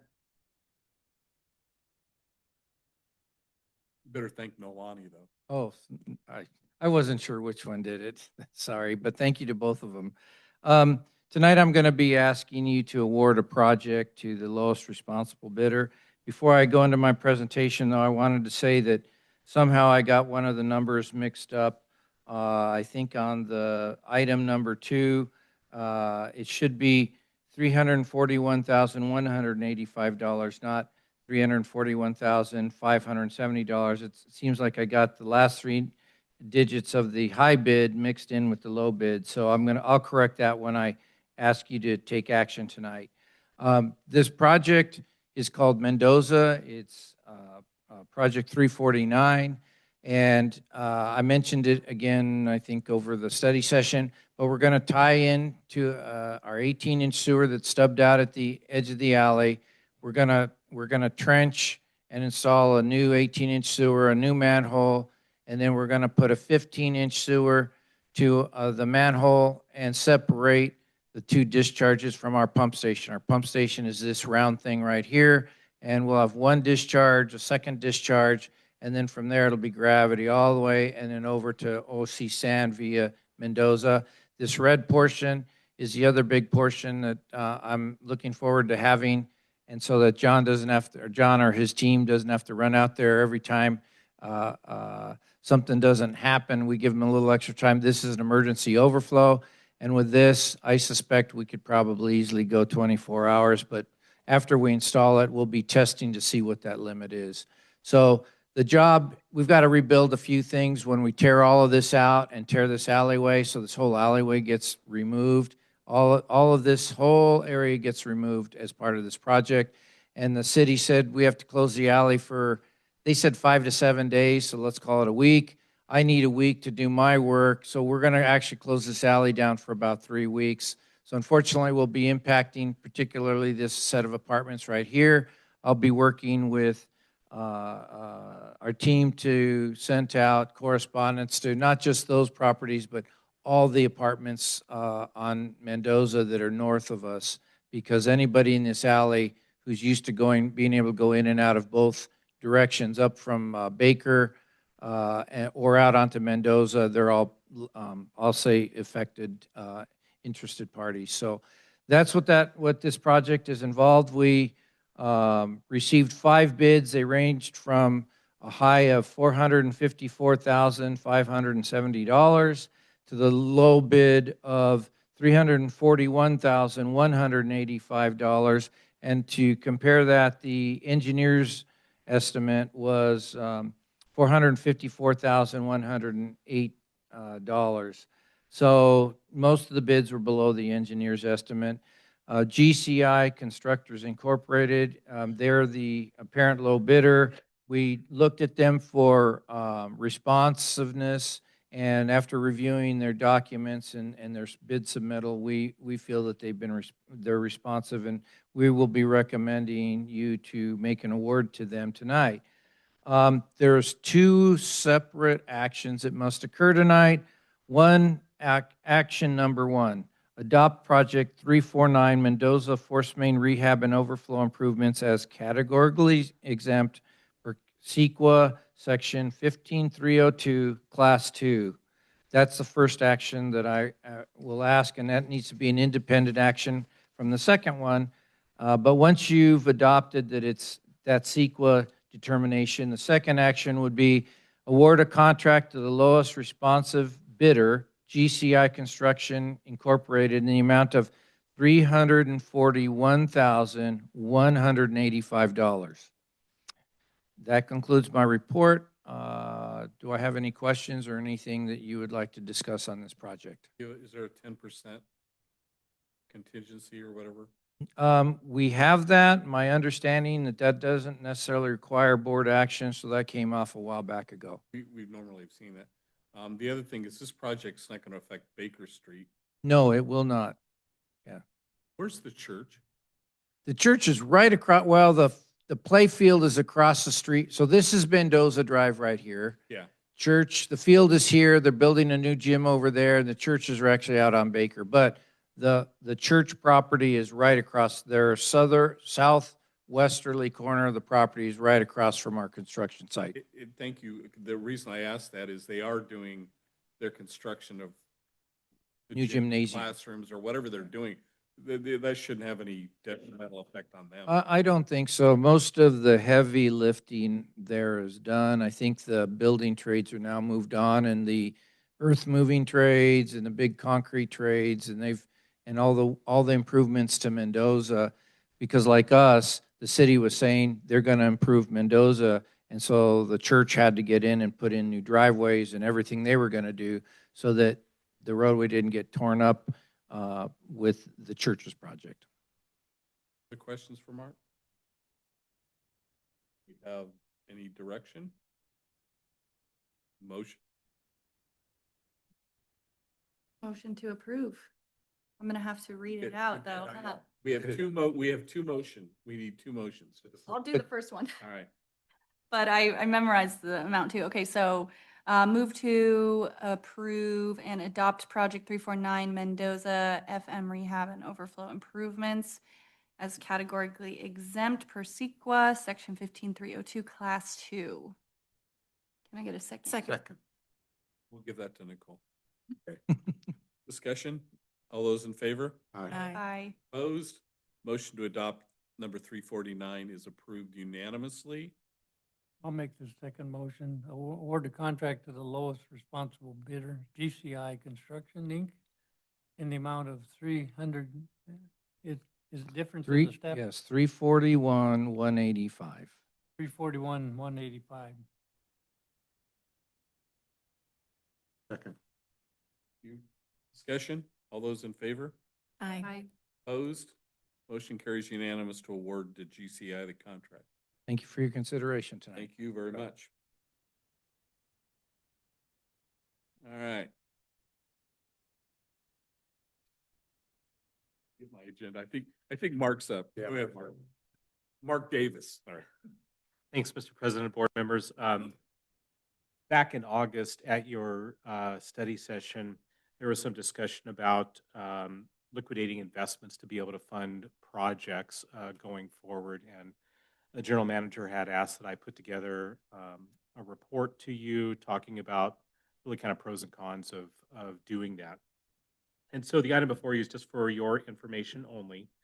And a couple of background items. The responsibility for investments, as we talk about when you do adopt your investment policy each year, does rest with you. And you have the ability to delegate that investment function for a period of 1 year, and you have done that to the district treasurer over the last many, many years. Your current philosophy, your current investment philosophy is to buy and hold your securities until maturity. And in your investment policy, you do have a requirement that there's at least 20% of your portfolio mature within a 1 year period to be able to account for periods of short cash to meet your liquidity needs. At present, you're sitting at over 60% of your portfolio is maturing within 1 year, and that's really due to the receipt of the first tranche of your annual assessment, which came in November, December, at the end of last year. So the easy answer on liquidating investments is absolutely you can do that. We can liquidate whenever you want to liquidate any investments to fund anything you want to be able to do. In doing that, though, your portfolio is what's really referred to as a commingled portfolio. All of the dollars that the district has are pooled together into a single pool and are invested in a single pool, meaning that when you have solid waste funds and wastewater funds, if we go to sell an investment, you're affecting both funds through the sale of that investment. There are not specific investments that are tied to any single fund. Everything is commingled. Your investment earnings that you earn on your portfolio are currently used to help balance your budget each year. And in the current fiscal year, you have $410,000 in revenue from investment earnings, $160,000 of which goes to solid waste, $250,000 of which is to the wastewater fund that you use to be able to balance that portfolio. At the current earnings rate, every $1 million we take out of the investment portfolio is costing you about $34,000 in investment earnings. And so you would need to, in future years, if you decide you want to sell investments to be able to fund your projects instead of including them in your annual assessment, there's going to be a cost to doing that, in that you'll have to come up with some other funds to balance your budget. Even though this is not a big portion of your budget, it has been used to balance your budget in years past. So I'm not exactly sure what the discussion was during the August meeting that surrounded this particular issue, but my suggestion on looking at liquidating your investments for projects would be, before you just say, let's liquidate to be able to fund a project, it would be better to have maybe good proactive communication between what the plans are of the board, what the time frame is or the horizon's going to be of projects down the road, so that the portfolio can be structured in such a way as to be able to meet whatever your horizon is for being able to fund those projects. With that, I'm available for any questions you may have, or if there was more information that you had discussed that didn't make it to the minutes for the August meeting, I'm happy to answer those questions. You would be the one we would go for advice, right? I'm sorry, what's that? You would be the person we would go for advice if we wanted to do that. I would say yes. Okay, just want to make sure. So, He's like, please. I don't remember the August discussion either, but did this tie, considering liquidating some investments, was this tied more towards our application for the grant? I don't recall either. It was a request by Vice President Uten, just posed the question, and we thought it'd be best for Mark Davis to provide that information. I thought I asked that question, but maybe it was Bob. I think I had the same feeling. But this didn't have any correlation to us No. with our FEMA. Not that I'm No, aware of, no. not at all. Okay. Just for projects that we think they're needed basically right now. Okay. This category of liquidating investments has nothing to do with our asset management program at all, does it? Possibly, it could. Could it? It could, sure. Oh, that's really up to you. I mean, the asset management program, when we funded it years ago with a $5 million goal Right. of always kind of maintaining $5 million there so that we can be able to fund projects if things come up more of an emergency type basis. And so that has been helpful to do that. When the fund has dipped below, it's taken a while, and we're below right now. It's taken a while to be able to get back to that level, because when you adopt your budget, you are identifying all the projects you want to accomplish in that upcoming fiscal year, and you're including that in the budget, but you're never replenishing the asset management fund. Really, the only way to be able to replenish that is if, when you complete a project, that any extra dollars that are there not sit in that project, but be directed to be moved back to the asset management fund. Right now, extra dollars might be used to fund other overages in other projects or other needs within the district from with a wastewater fund. But that was the goal of the asset management fund at that point in time. When we talk about these investments that are liquid, are Class and LAIF in there? Yes, yeah. Those And would that's- be the primary ones that we use for these situations, I would assume. That's correct. At present, we have just a little above $10 million of your $20+ million portfolio that's in Class and LAIF.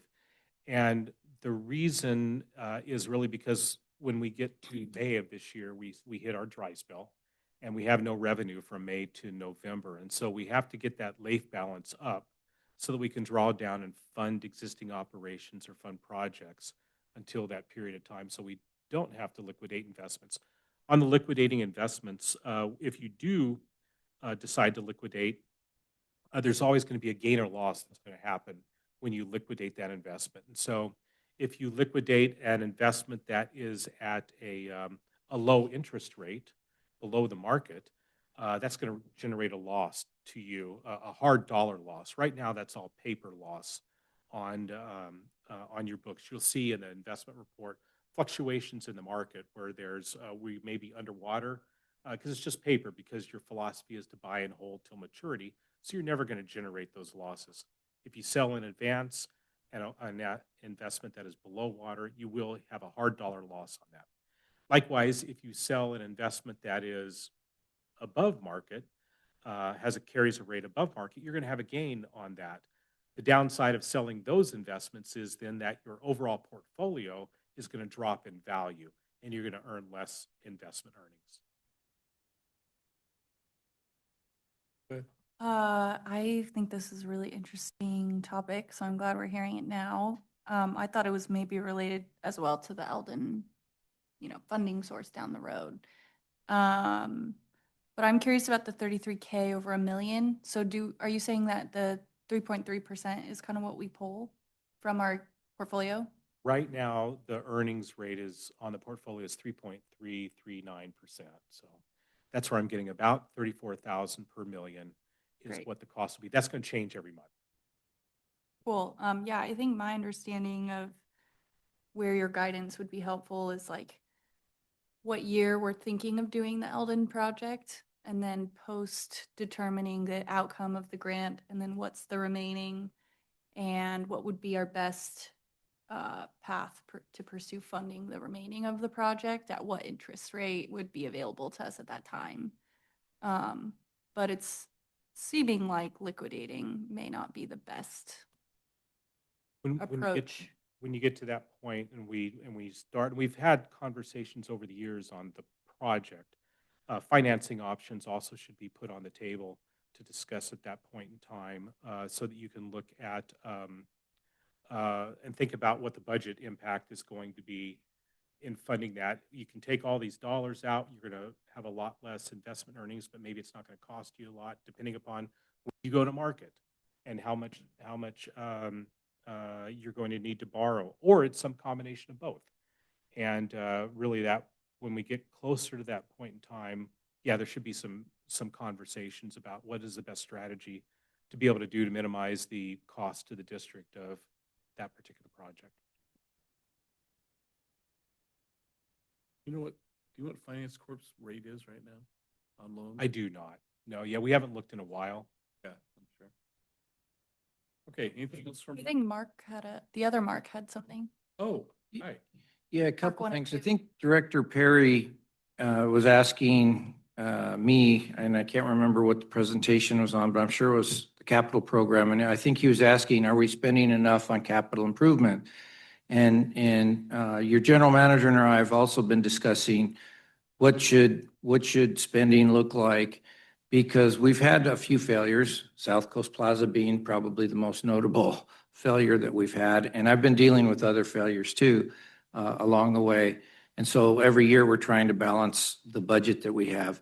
I think and it's something that we should talk about at some point, probably closer to the rates when we do go back to start looking at wastewater rates. At least that's what your general manager and I were discussing, because there's one more tool in your toolbox, and that's that $5 million asset fund.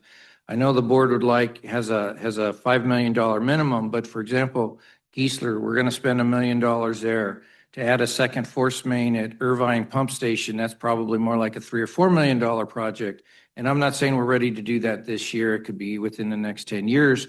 But what I was discussing with our general manager is perhaps we need every year using rates is to let that asset fund float up. When we get 3 or 4 million, we carve it out, put it in the annual budget, and use that to build, for example, Irvine Force Main. Then we start building up that fund again, pull out $1 million when we have that money, kind of like a checking account. I can now afford to pay and build Geisler. So those are some of the discussions I think we have to look at along with loans.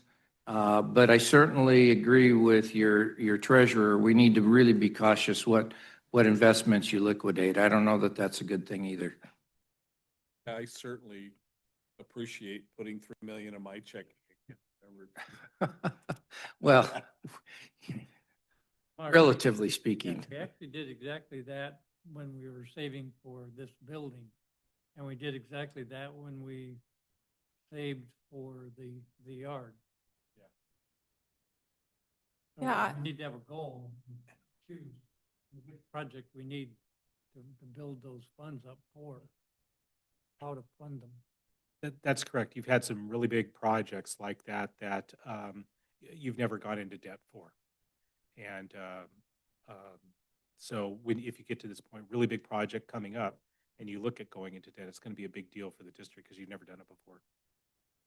Okay, good.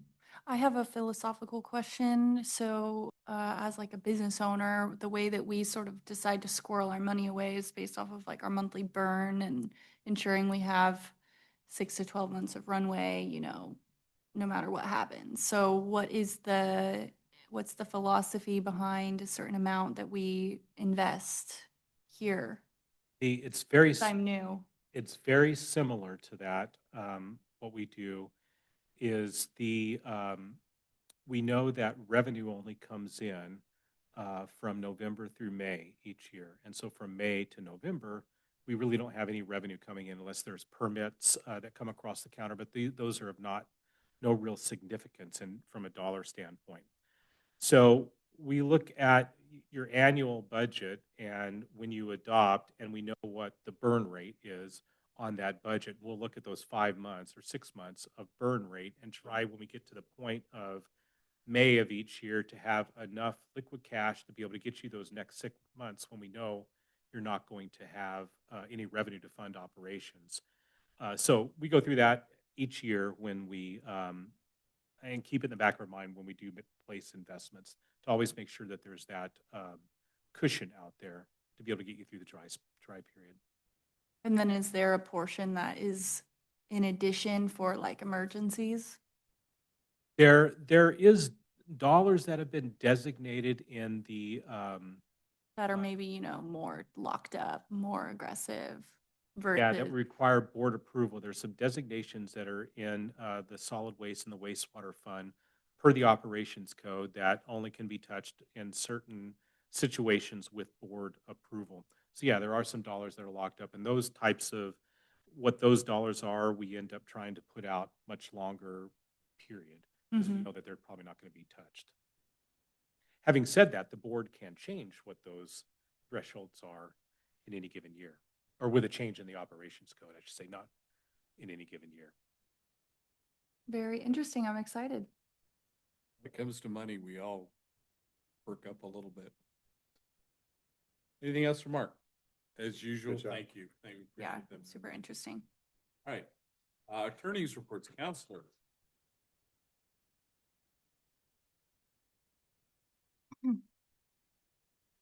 Thank you, Mr. President. Proposed for your consideration is a redraft of the per diem compensation ordinance that was prepared for the board. After considering all of the board's comments, we have put together a few changes to the ordinance as previously read. We've made more specific meetings eligible and called those out, the ad hoc and permanent committees of the board subcommittees, one-on-one meetings with the general manager, scheduled one-on-one meetings with department heads subject to approval of the general manager, Citizens Advisory Committee, of course, district-funded special events for public outreach, educational, or sustainability activities, and litigation or appearing in court or deposition, as the president knows well from some previous experiences we've had, where you have to be in court all day or in a deposition.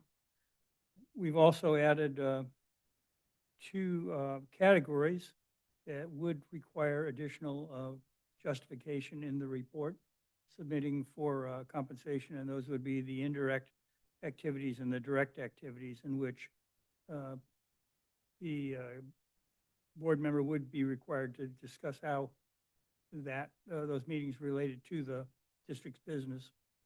There was also two meetings that were added to help with confusion about meetings with general staff are not compensable, and one meetings between two board members are not compensable. We also created a separate provision making it clear that remote meetings were appropriate to be compensated in the appropriate circumstances, including recorded minutes, recorded meetings or events or seminars when it's not important to attend live. However, we've added in that when it's in the district's best interest to attend live, that's encouraged. So these are the changes we've made. We hope we captured what the board wanted, and it is for your consideration. And we're open to any questions. Questions? Are we going to approve those tonight? Yes. I'll move for approval of what was presented. Before we do that, we do have a request for a public comment. I didn't know that. Oh, I have more comments. Yeah. You'd rather Do do it. public comment first? No, we're not doing public comment. You don't get up yet. Go ahead. Well, I saw you wanted. Oh, sorry. Well, first of all, I didn't see ISDOC on here. Did I miss it? Is that still eligible? Yeah. Is it on there? Yeah, number 7. I think the best guide for me was the attachment with the red. That's what I'm looking at. I missed Okay, it. yeah, number Sorry, my 7. bad. And then the second thing is, I brought this up before, if we're going to require a report, I really think that we should specify like what's included in the report, how long it is, you know? I think that we should be Yeah, are really we specific approving about the expectations. template we had given to us in the last time we saw this item? I had a similar question. And also oral reporting used to be accepted in, for example, we're going to do it in this meeting. So in the new ordinance, it specifically requires written. Are we comfortable with retaining oral reports, or do you guys want to go with written? No, you can I do just both. add clarification that the oral report was for the expenses, I believe. I could be wrong about that. Under But this- the compensation letter, so letter A, it says do not require written reports. So to me, that means an oral report is standard, could be standard. Or B, do we want to qualify B, so meetings that indirectly or directly involve the district, do we want to let those qualify as an oral update in our meetings? Not sure what you're referring to. So so it says following meetings are eligible for per diem, but for transparency, good government purposes, they require written reports describing how the meetings are related. 1, meetings that directly involve the district, or 2, meetings that indirectly involve the district. I'm saying, do we want to make sure it's a written report, or would we be able to do an oral report in the meeting? I would say, could we change that? Will require written or oral reports describing. Cool. I think if we clarify it that way. Friendly amendment We'll make, there. we can make that change to the ordinance. And then my only other follow-up was, when we have to do required trainings, does that fall under approved organized educational activities from outside agencies that relate to district duty? Okay, great. Because that was the only thing missing. But honestly, I think this is a great Can you say that again? when we have to do required training. I know that's I approved. mean, do you do that at home or you could? Like the Never- cyber training. I feel like I've done both with like the Section 700 stuff. Because we've never in-person. received per diem for that personally, that I remember. That was Scott. No, we've done that. Oh, really? The way it's written now, it would cover that. And could I just ask, I was told, but I haven't claimed it yet because I already did it in the past. Yeah, did too. I never claimed it. Well, you've claimed it. I mean, when you did sexual Don't we harassment. have to do that? Hey, that was a public meeting though. But it was still I know, but I educational. also did the training here at the district, and that took like 2 or 3 hours to pass it. But I didn't put it down for, you know what I mean? Took you that long and you're an educator? Wait a minute. Oh, because I got 100%. How about you? Is that Well- correct? I'm sorry, read.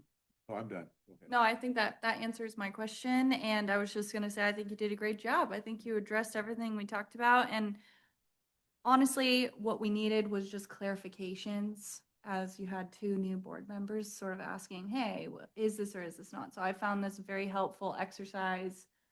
I'm absolutely ready to approve it in its current state. Mr. Yeah, President, good. just before you vote on that, I was just thinking about maybe one issue that does arise if you do written or oral. If you do written and it's on your report, you turn it in and then somebody approves it and pays you. If you do oral, would that be at the board meeting? Yes. And then you get paid after that? Well, we don't get paid till the following month anyway. when Yeah. we So put you something in. provide the justification ahead of it, so then that would work. And then it gets approved in the And it's consent calendar minutes, the yeah. next meeting. Okay, thank you. I'd like to do I do an oral report on what Orange County Sand District is doing. And, yeah, and so I historically had also put non-reimbursable meetings because they pay me for that. I'm not sure what my question is.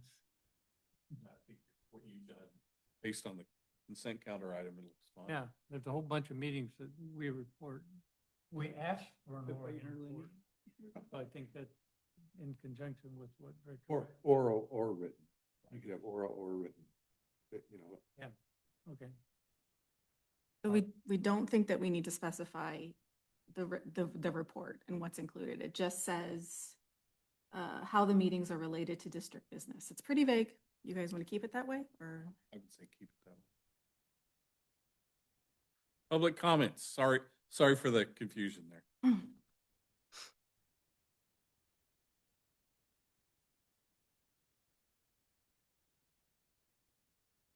It's always helpful to do public comment after you guys are done talking about what you're talking about anyway, because a lot of times you answer what people might be curious about.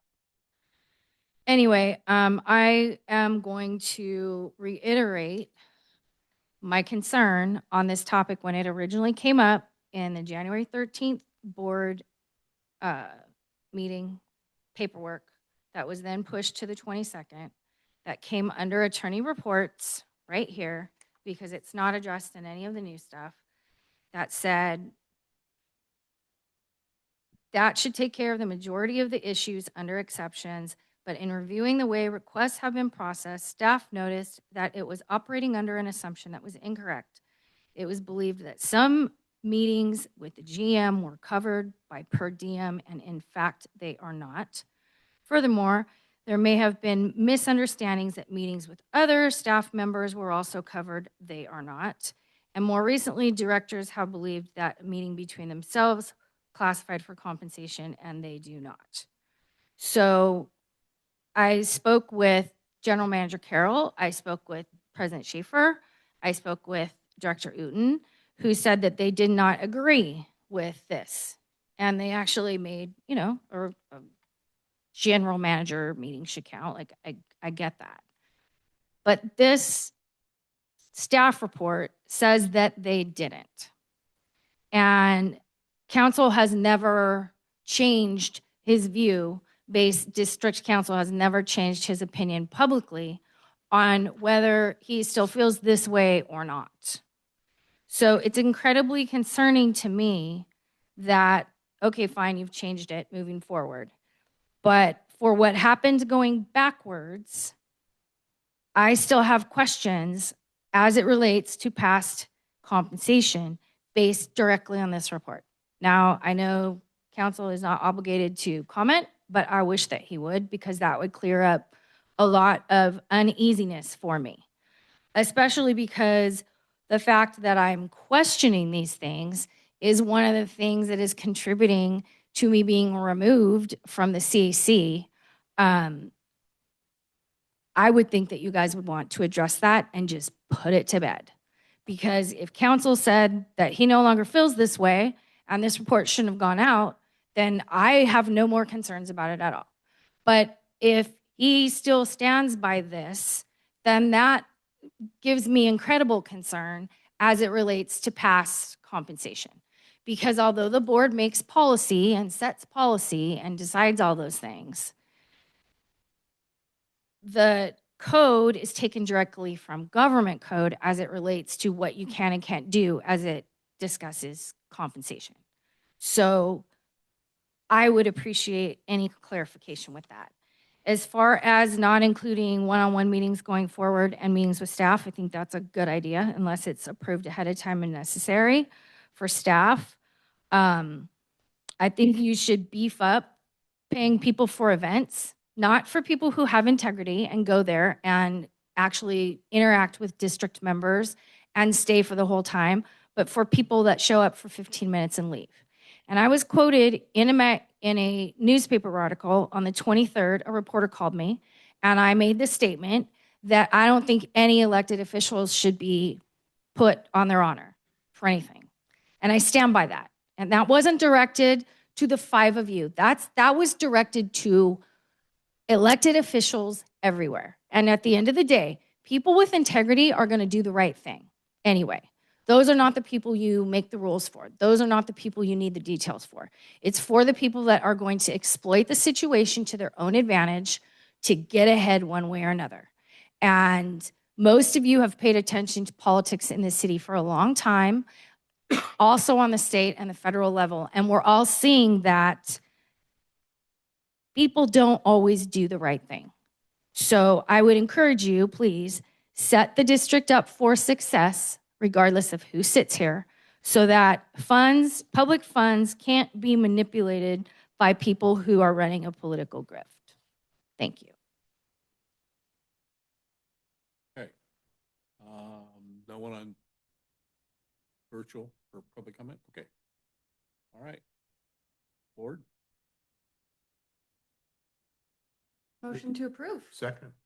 Motion to approve. And now, so we have the one change, not to be ticky-tack, but I did notice under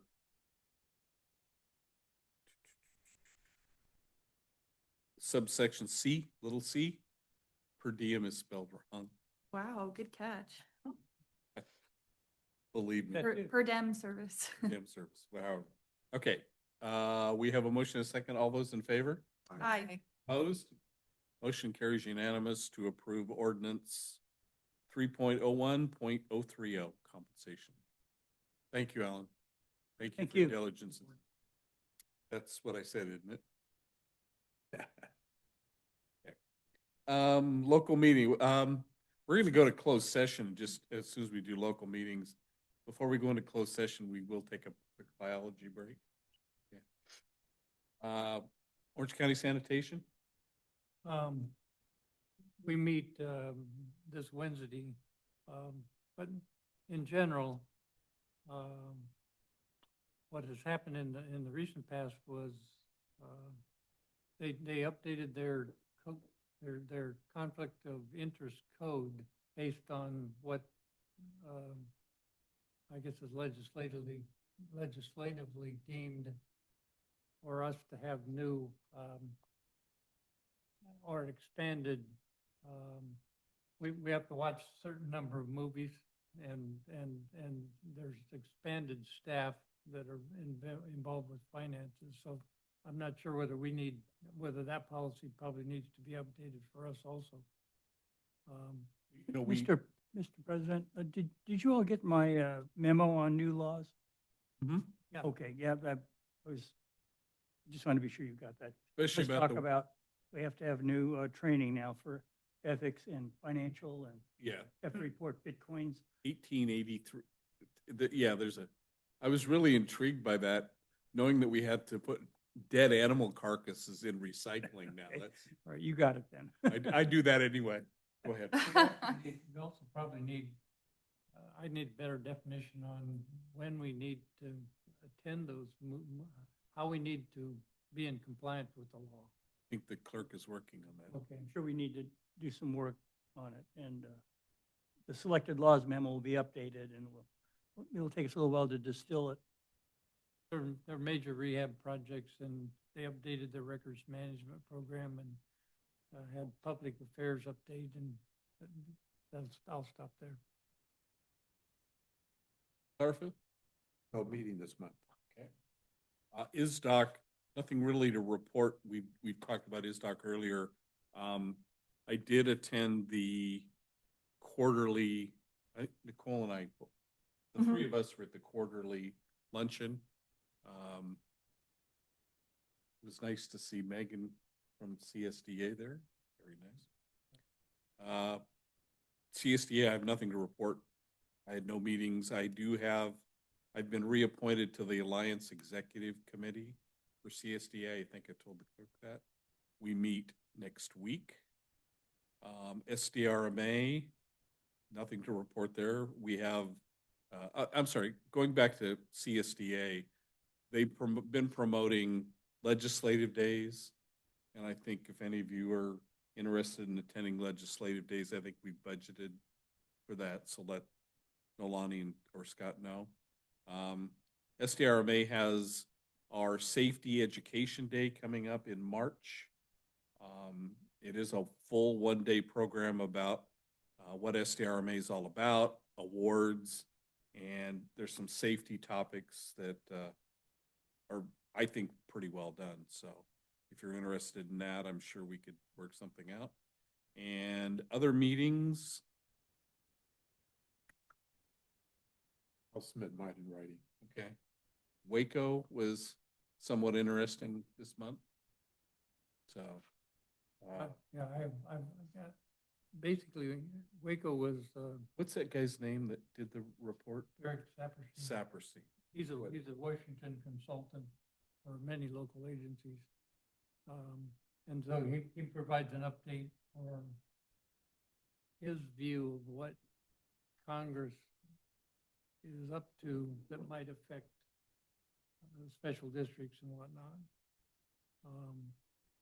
And a whole bunch of things. The main thing that he said, he gave an update on that there's going to be federal legislation on wipes, which has been a ongoing concern for our operating staff or collection staff. And so they're basically using the California legislation as a guide. California's out in front with legislation on that issue. That's all. Any other meetings anybody has to report on? Okay, at this point, we have no old or new business, so we're going to adjourn to closed session. Government Code Section 54957, performance evaluation for the general manager, and Government Code Section 54957.8, conference with the labor negotiator, myself and Scott. And is it appropriate, Alan, to take a quick break before we go into the room?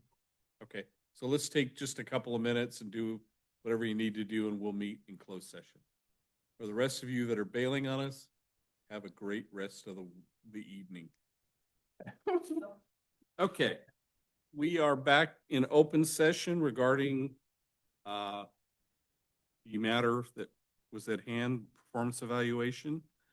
And we have no reportable action at this time. And the matter will be readdressed in March. Okay, and with that, we are adjourned.